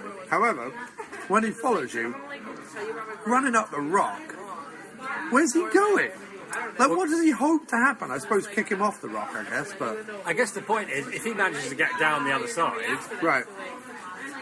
Then there is like a large geographical feature, in the way. Because I don't know, but I'm going to guess it's mostly desert, and then Ayers Rock is right in the middle of it. There's not a lot of, right. stuff around it. Can I just point out, by the way, that the driver of the car that's running from the helicopter falls into the classic Lethal Weapon escaping in a car from a helicopter trap, which is, if you just keep driving, you're totally fine. Yeah. You get freaked out by the helicopter, and in the case of Lethal Weapon, you just stop the car, get out, and start running. Right. As if, like, that's the plan. Right. If I run, that'll be better than driving in the car away from the helicopter. Right. And in this case, he gets so freaked out, he just, rolls the car. Like, comes out of nowhere. He's driving along, helicopter's above him, rolls the car. Yeah. Literally on a flat road. Well, he goes up a little bit on a little verge. He just allows himself to get spooked by the helicopter. There is... Rookie error. Just drive slowly to your destination. So anyone listening who's thinking of running away from a police helicopter, don't get spooked. Don't worry about it, Do not get spooked. Drive slowly, just drive carefully and calmly. Because what can they do? To the nearest place with a roof. Wait. A tunnel will do. What if the helicopter has a machine gun? This one didn't, but I'm jumping forward a few years. It's really bad. Then you have to drive quickly. Right. But still don't get spooked. Then you're in trouble. But don't get spooked. This is the key. However, there was clearly a default with some cars back in the 70s, because every single car that gets even slightly pranged in this movie explodes. Yeah. It's one of... And I have to say... I'm all for this design for. I am for this as well. Except the one at the end of the car chase that drives through the house and slowly falls apart, then explodes. It does seem to disintegrate, doesn't it? Yeah, the back falls off. The door's coming off first of all. Then as he's driving along, Yu Wang, my lord's fucking bonnet hood comes flying off. No, that was cool. You definitely got the impression when the bonnet comes off the car that just happened. That just happened. Decided to keep and they were like, whatever. Like when the guy was walking along at the beginning, the hairy cop. Because you got normal cop, older cop. Oh yeah, with the cap. And then you've got little hairy cop, Yeah. and he's walking along and he bumps into the motorbike. Did you notice that? Bumped into the motorbike's handlebars, really walloped him in the stomach. Kept walking, doing the scene, and then later he almost walks into a post. That's dedication. In the same scene. Slash. I think he Brian probably wears Trenchard-Smith glasses. kept it in because it was a little bit funny. Yeah. I'm sure you're probably right. But you know, one of those things where it shouldn't be that painful, but it is, like getting a handlebar when you accidentally walk into a bike and you get like a handlebar and it wins you slightly. Yeah. It kind of looked a bit like that. It was like my abiding memory of the Blair Witch Project is my friend Johnny that I went to see it with. We walked out of the emergency exit of the cinema at the end of the movie, and he walked right into bollock-height bollards. Like a walking pace. Right. He expected to keep moving, and the bollard had other ideas, particularly with regards to his testicles, and it was really painful. I'm sure. So painful, it basically wiped the experience of having watched the Blair Witch Project from my mind. I kind of wish that happened to me. Yeah, which is probably not the worst thing in the world, especially as it wasn't my bollocks on the line. They were adjacent bollocks. Right, they were borrowed. But it was enough of Of course it was. Wind through the teeth moment. Take a man's breath away. And possibly his bollocks. So the two things I would like to bring back to modern filmmaking, that I feel modern filmmaking sadly lacks, that I think... Three things I'd like to bring back to modern filmmaking that I think are sadly lacking, and that in this film were abundant. Right. To make films more exciting, yes, in 2016, 2017. 2017. It's a bit later 2016. They need to do like the old 60s and 70s movies used to do. And if you've got your main character walking across a road, taking off in a plane, buying a new hat, whatever your main character is doing, support it with really loud funk music. Yeah. Or brass band music. Any music, really. I'm down with that. You remember when James Bond used to just like blow his nose and walk across the street and it'd be like dang, dang, dang. Actually, that kept happening with Lazenby, didn't it? Every time Lazenby turned up, they did like a, this is a bit like Bond, but it is not Bond, please don't sue us. No, but if you notice, everywhere Yu Wang, my lord, went, even, like, it was most notable. It was true, yeah. When he gets on a plane, and it's a Cathay Pacific plane, and he's taken off from Hong Kong, and all it is your typical plane taking off sequence. We've seen it in a million movies, right? Right. But this one had like, ba-da-ba-da-da-da, he's taking off in a plane, ba-da-da-da-da-da. And I'm like, every film should even up to the bit where he was sneaking up to the 10th floor martial arts studio and he's studying the windows. There was like loud blaring funk music going on. He's looking at the windows, what will he do now? Right. That was cool.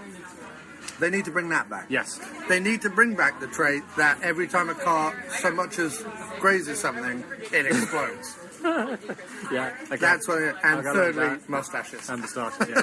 And the hair was extraordinary as well. It was so unkempt. It was. I can only assume that the hairdresser was fired or had the flu for the shoot. I don't think they wasted a penny on the hairdresser. I think Brian-Trenchard-Smith went, we can have exploding cars or coiffured hair. Yeah. And he went, exploding cars. Yeah, and that's fair enough. And I think Lazenby probably went, don't worry, mate, I bring my own coiffeur. Yeah. He probably has his own lady who comes and does it. She has to stand on a stool, of course, because he's like 8.5 feet tall. Right. I can believe that Lazenby has his own hairdresser. Well, the way this was lacquered, it was amazing. Yeah. He might even be a hairdresser. I can see him dabbling in the hair arts. You know what I mean? Lazenby, he does dabble in the hair arts. He looks like a hair dabbler. Right, he does look like a hair dabbler. The dude who played... It's not a euphemism. The guy who played He's the a bit of a hair dabbler, if you know what I mean? The guy who played the hairy bollock cop, I liked him a lot. I wasn't so keen on him. He looked like a guy who... I just wanted to smooth his hair down. It was bothering me. That was bothering me. Maybe you were a dabbler of the hair arts. Could be. Could be. My inner hairdresser was yearning to be free. Coming out. I liked him because he reminded me of someone who might have been in an early Peter Jackson film. He looked like an early Peter Jackson. Do you know what I mean? He did look like an early Peter Jackson.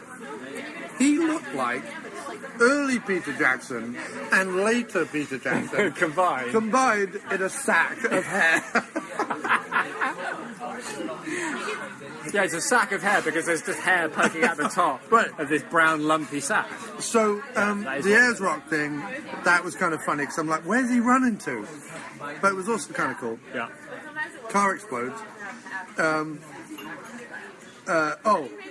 cut to Hong Kong. American woman paragliding all over Hong Kong, completely breaking the law in their airspace. Lands in the police training. No, she's Australian.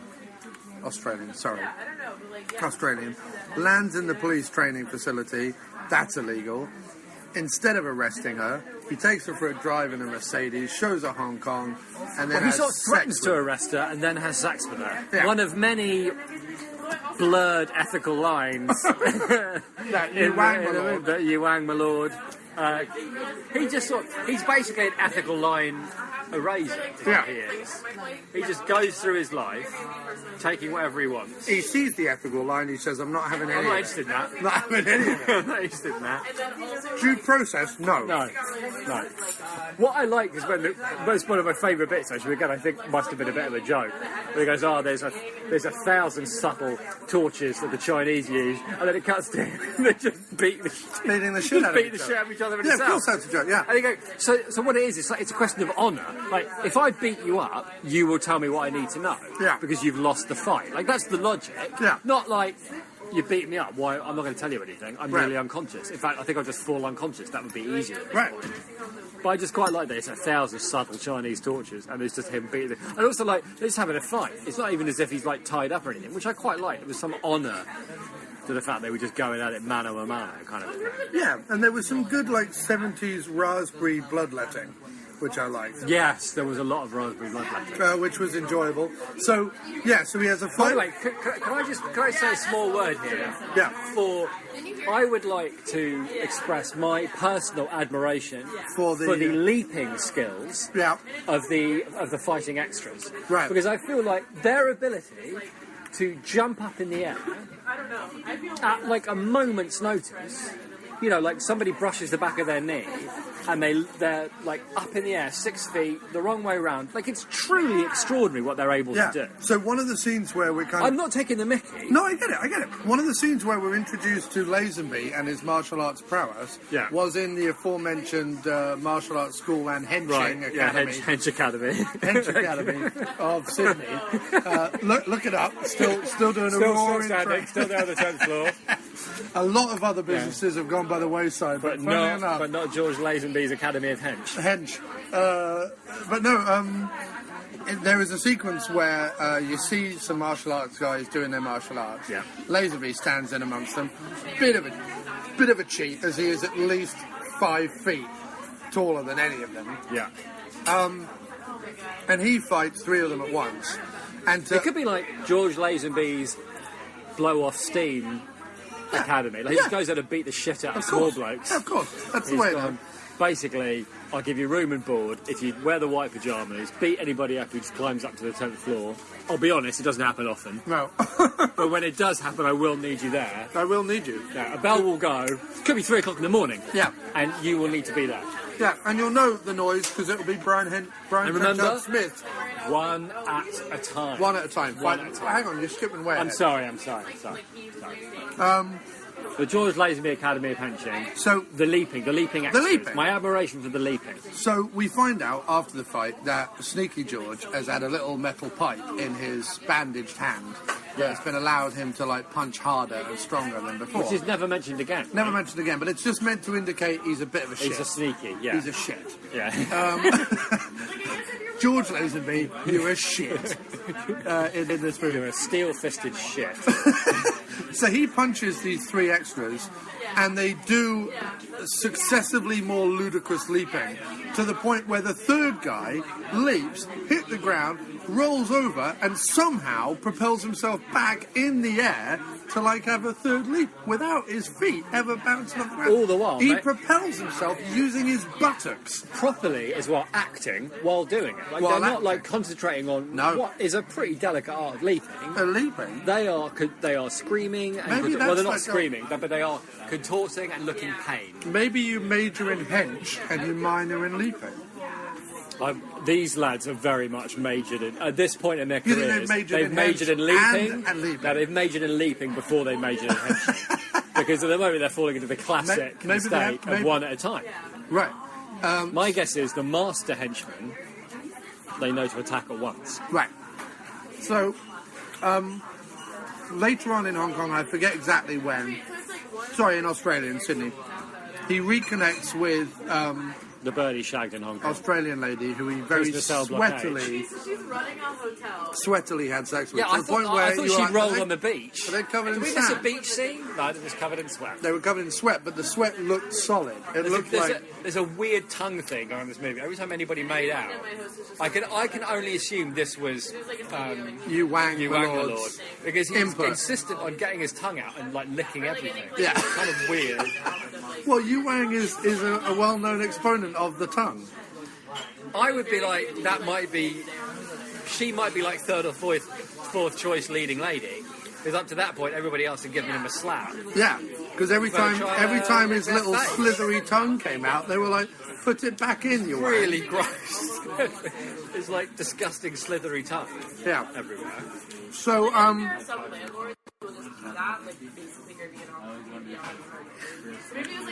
so other notable sequences. He goes, as you said, goes to the Martial Arts Academy, climbs up the drain pipe. There's a dull fight. There's a fight where... A ridiculous fight. And this is the big problem, is that nowadays we're a little bit spoiled in the sense that if you're going to have a sequence where one guy goes up against 15 people, even if, after breaking it down with hindsight, they are just attacking him one by one, the camera is kept at such a point that your mind is not allowed to think about that. Because all you're looking at is him doing the moves and people flying through the thing, and maybe he takes two one at a time and da-da-da-da-da. I think the one directorial / choreography error in the sequence you're talking about, which is straight out of any of those, like, Enter the Dragon type movies, where, you know, you get a room full of martial arts experts, but our chappie is one expert more than the other guys and are able to take them all out, is that the camera was kept too back. So you had a situation where, yeah, he's taken on one or two who have a spear and a blade and other things. But you are aware of a lot of blokes jumping around in the background with swords, going, just stab him. Yeah. Just stab him, because he's busy doing stick wrestling with some other dude. You could really run up and shiv him with this. I would not call myself a kung fu film expert by any means. Right. I have seen a couple. Right. And ladies and gentlemen, he has seen a couple. I've seen a couple of them. Yeah. And that never, like in Cleopatra Wong, or The One-Armed Executioner, or Enter the Dragon, or Legend of Seven Golden Vampires, like that was, even though that happened as well, right? It never bothered me. It wasn't ridiculous. Out. And I think one of the problems for me in this one with those sequences is there's no weight to a lot of the moves. Right. So they run up and he, like, you know, he will just like push them on the back of the knees and they'll leap up into the air completely. And it's all like, it's like the big.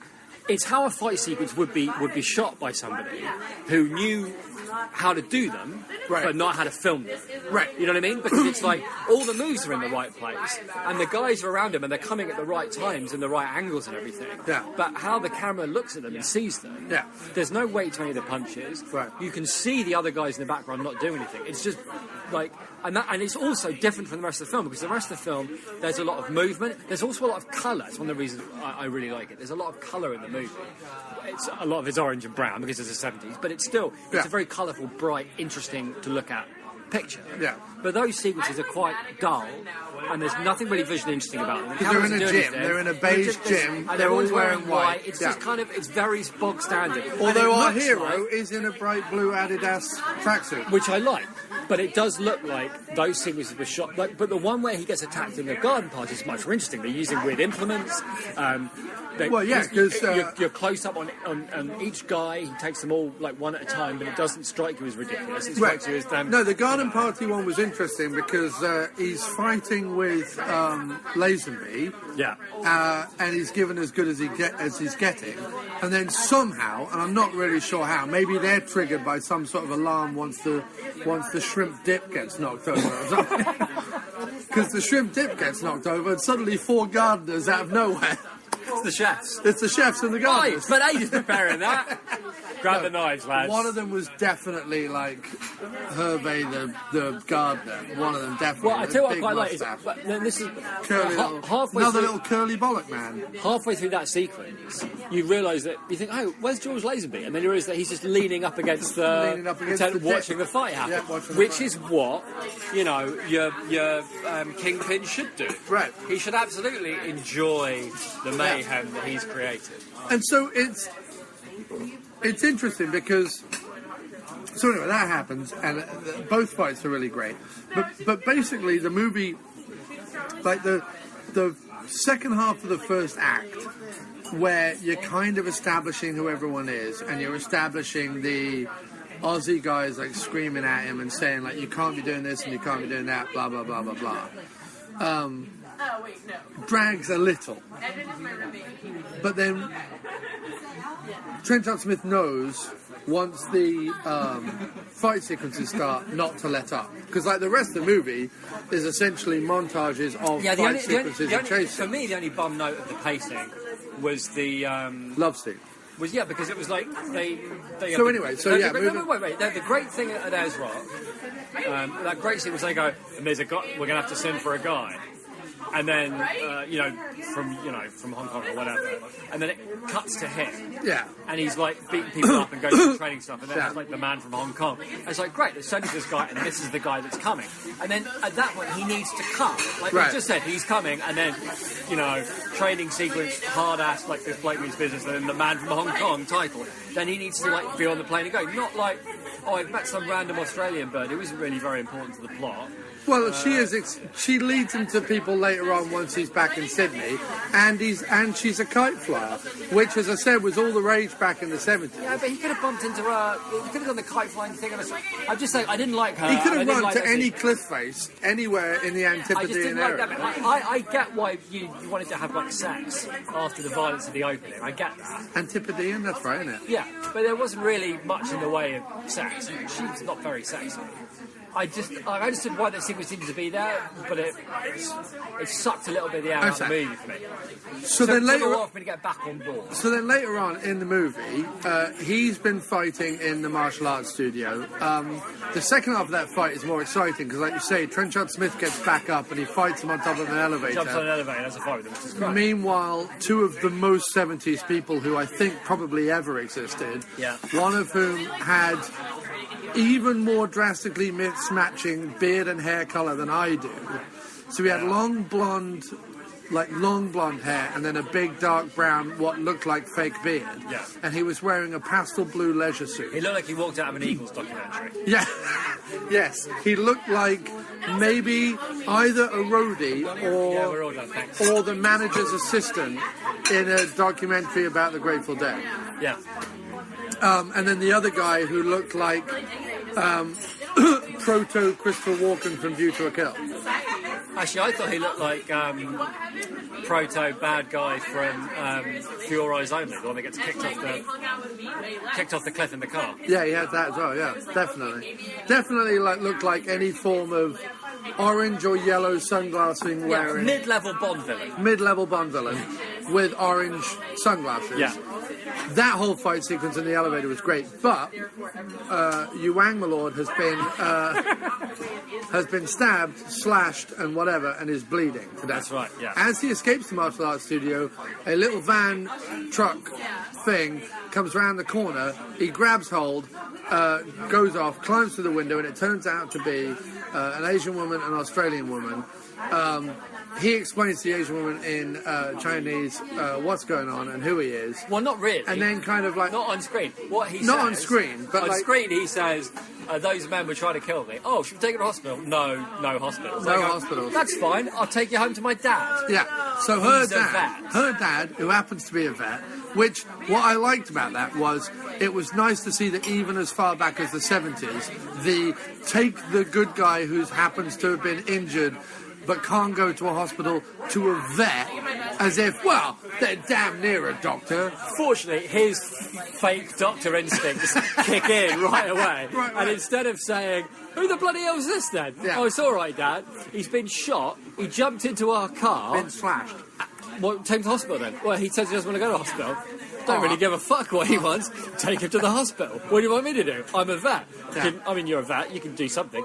I could do something. Yeah. Or, and hear me out here, you take him to the fucking hospital. Yeah. He doesn't want to go. Is he conscious now? No. Then who gives a fuck what he wants? I don't know if I raised you wrong. Yeah. Take him to the hospital. Yeah, but they don't do that. They do not do that. The vet, on the other hand, goes, lie him down. Yeah, principle's the same. Principle's the same as stitching up an animal. He looks like he's voluntarily slowed his heartbeat down to so we find out that which I was quite impressed by, even though it was obviously baloney. I was still quite impressed by it. You find out that Yu Wang, my lord, is able to calm himself down. Probably he's sort of like a kung fu Damon Albarn, isn't he? Yeah, he's got like a mantra. It's probably like, calm down, you've been stabbed. He's got the blue tracksuit. He's got the blue tracksuit. Yeah. Do you want more coffee or hot water? Or anything? No, we're okay. No, we're good. We'll get the check. You sure? Yes, we're all good. How you often? Thank you very much. Thank you. While recuperating over a bowl of Chinese soup that his Australian lady has prepared, Dad, I'm just going to go and have sex with a criminal I brought back. No problem. No problem. Don't worry about it. Thank you. Have a great night. Happy New Year. Happy New Year. Take care. So they fall in love very quickly. Very quickly. I mean, very quickly. She has time for 2 outfits. Yeah. That's it. That's it. So 2 days. And listen, I want to fall in love quickly, as we all know. And luckily, it's worked out. But in this case, you suspect it's doomed to failure. Yeah. But it does allow Trenchard-Smith to get one more set of Norks in the movie. So for that, well, the only set of Norks. Full Nork. Full Nork.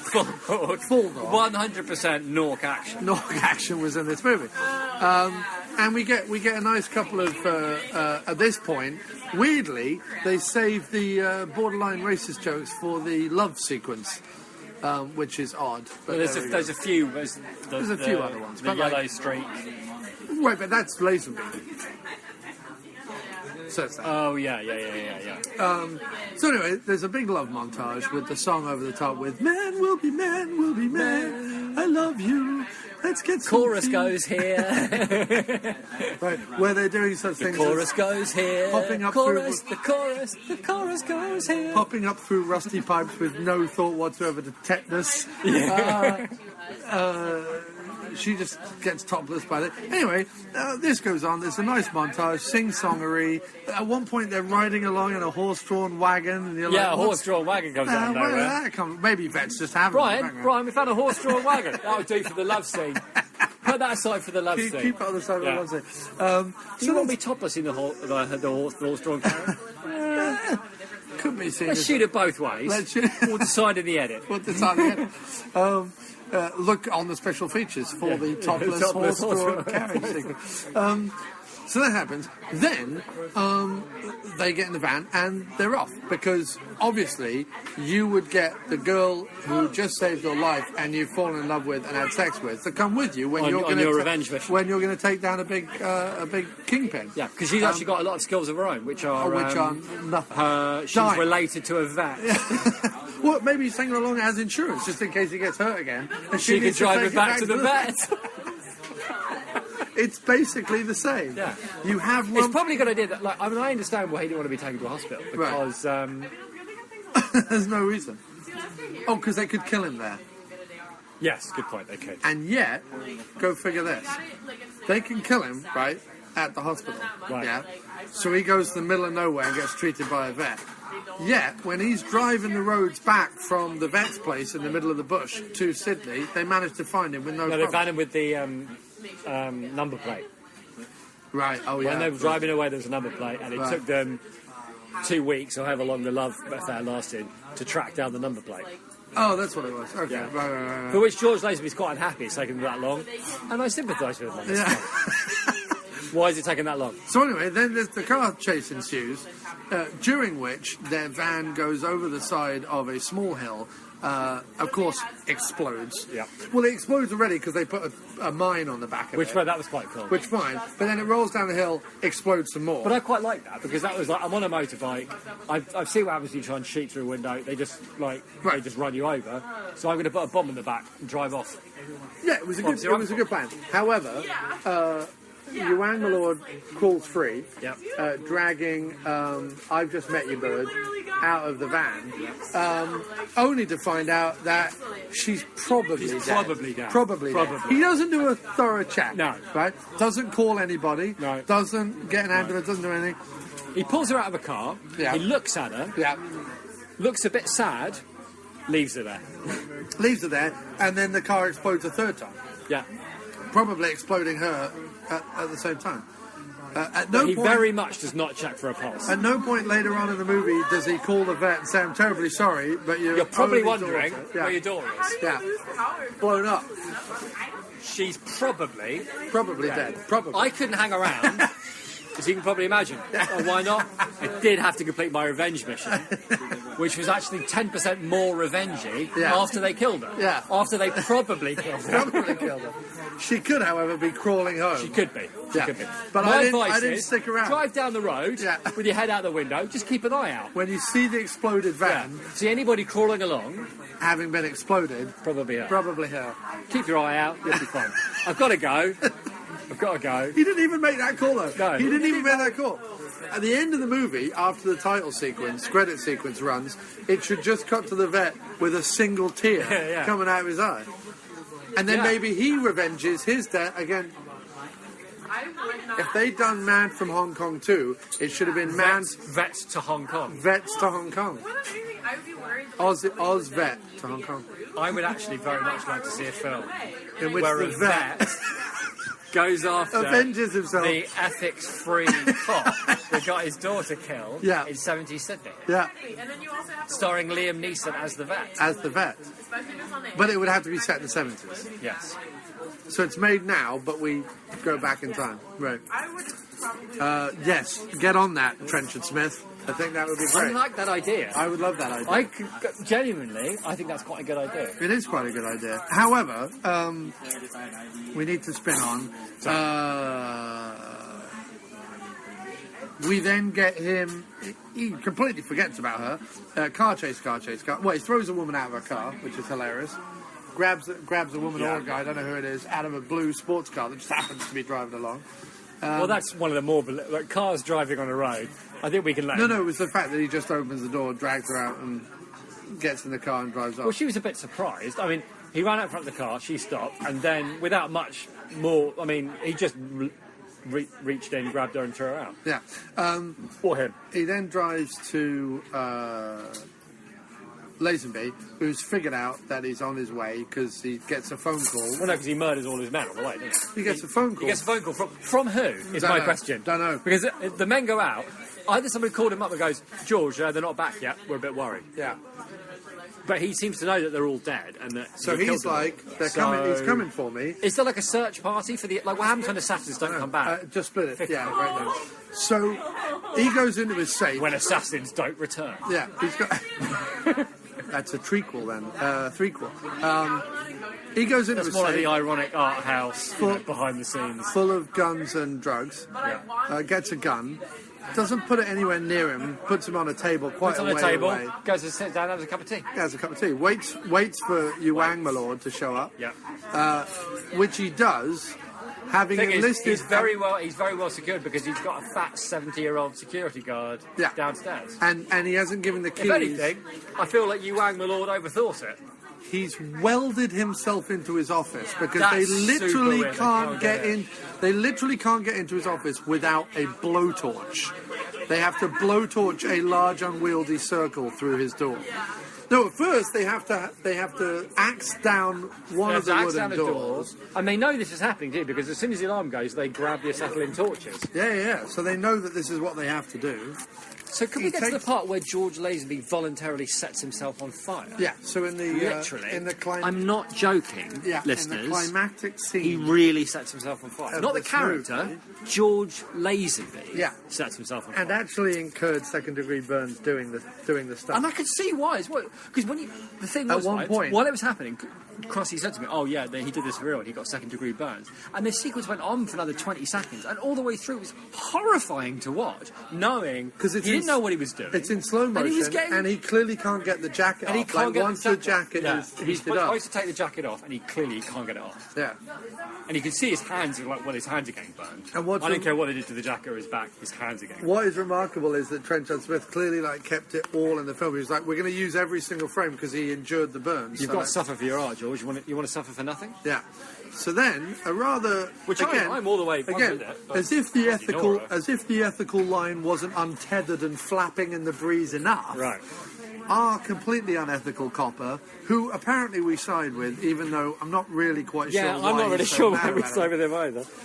Considering all he was meant to do was come over and facilitate a extradition, and instead he's blown up and killed everyone in Australia. His motivations doing it. First of all, he's a drug dealer, therefore he deserves to die. Fine, although we don't see George kill anybody, do we? No. We see him try to kill him, and then he, by extension, kills the girl. Yeah, but I feel really like he's more to blame than for the girl George. killing, because he put her in the van. George doesn't go, "We're going to take the girl down to show him we kill mean the business." vet's daughter. Yeah, find me the vet's daughter, bring me the head of the daughter of the vet. Yeah. No, she's just happy. She's in the van because idiot face took her along on a revenge mission. Yeah. He should shoot himself in the head. Yeah. So anyway, so he's got no reason for being this mean and grumpy about the whole At this point, he pulls the tent peg out of the ethical line and it blows off across the harbour. Well, he stuffs it into George Lazenby's mouth and wrapped around a hand grenade. Yeah, takes the pin out. Sticks a hand grenade in his mouth, wraps tape around his head and goes, "Write a confession," which you never see him do, but when he gets down to the ground, he's got a written He's like, "Oh, confession. don't worry, I've got evidence. I've got a confession." And half a bag of coke. Because, I presume the trial will go something like this. So, you walked into the building, right? Then he didn't walk into the building. He abseiled down the side and broke in through without the window. a warrant or cause. Having almost... He stuffed a hand grenade in his mouth, forced him to write a confession. I guess he's dead. They can say anything they want now. There won't even be a trial. He could come down with "Oh, don't worry. I went in and I killed him, but I put a grenade in there, so all the evidence is gone, so I'll just tell everybody that it was fine." Yeah. The end. Yeah. Presumably. Yeah. Oh, look. The least ethical man I've got on the some planet heroin from Hong and a Kong. forced confession. Yeah. Then you're going to jail. Welcome to Australian jail. Yeah. P.S. We fished the vet's daughter. Right, out of the ditch that you left her in. You are so going to jail. The ditch which had exploded. Yeah.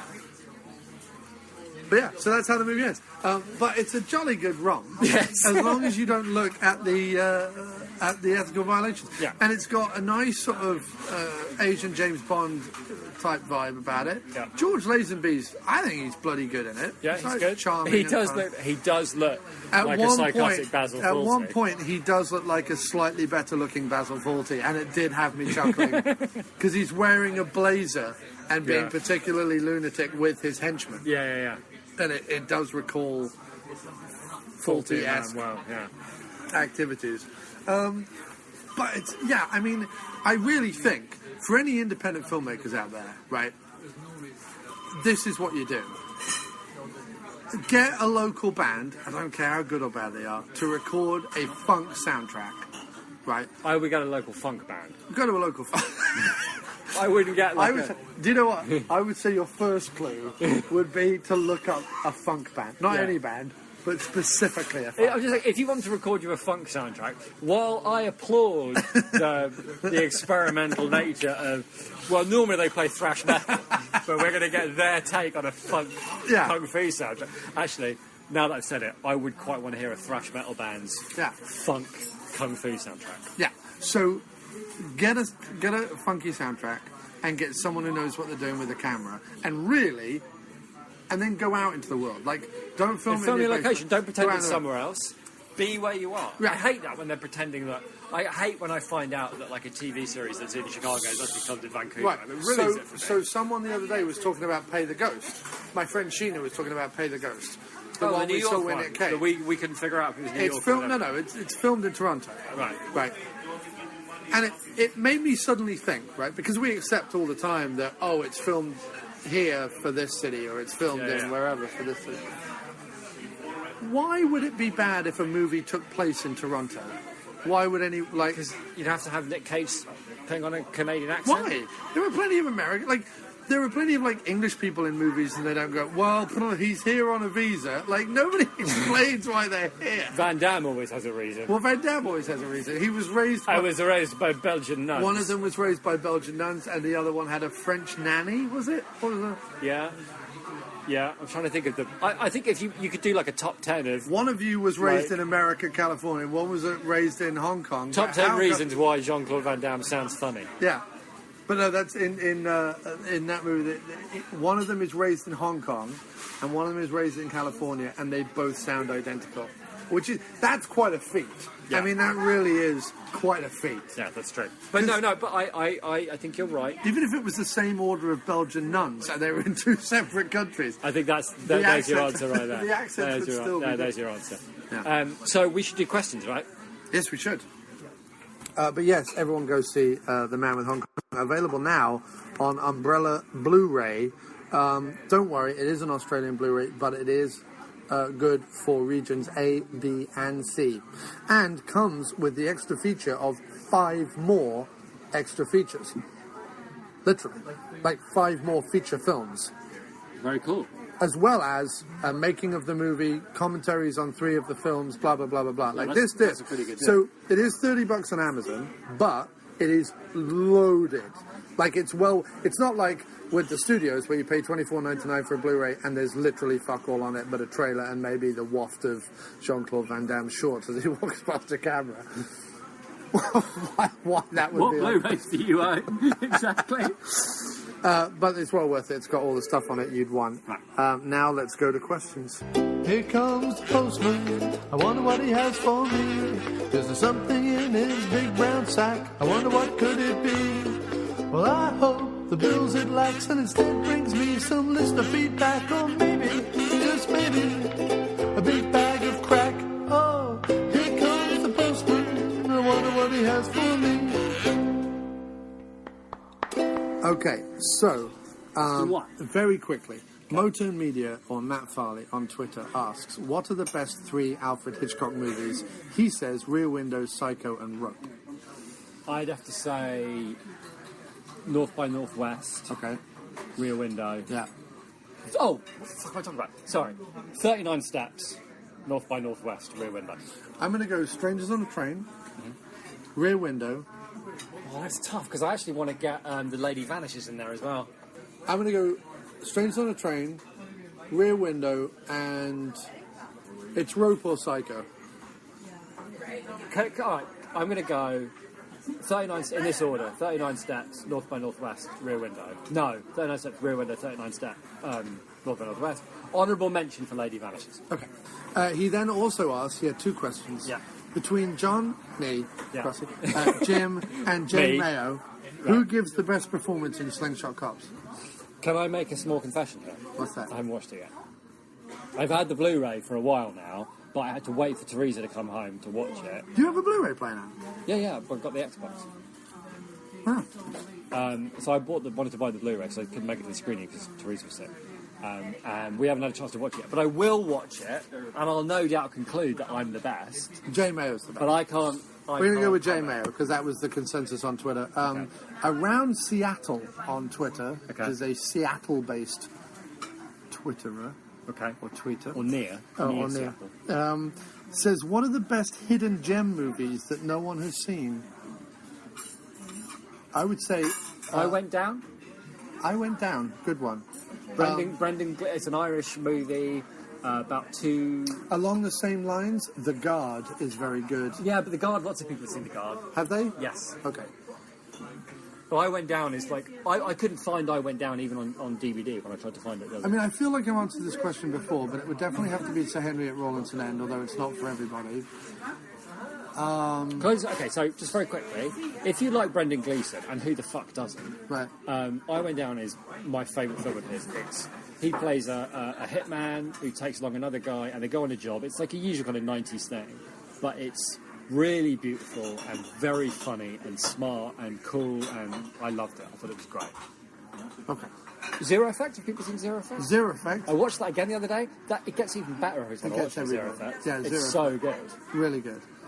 Zero Effect, there was like things happening in it that I didn't even... Zero Effect, Candy Mountain. Candy Mountain's a good one. Okay, so around Seattle, please tweet me. And but let's say, for me, I went down and Zero Effect. So, Gary Hill on Facebook asked, do you think Jim Kelly, the famous African-American martial artist, taught George Lazenby some sweet moves, martial arts or other, meaning sweet moves with the ladies or sweet moves with martial arts?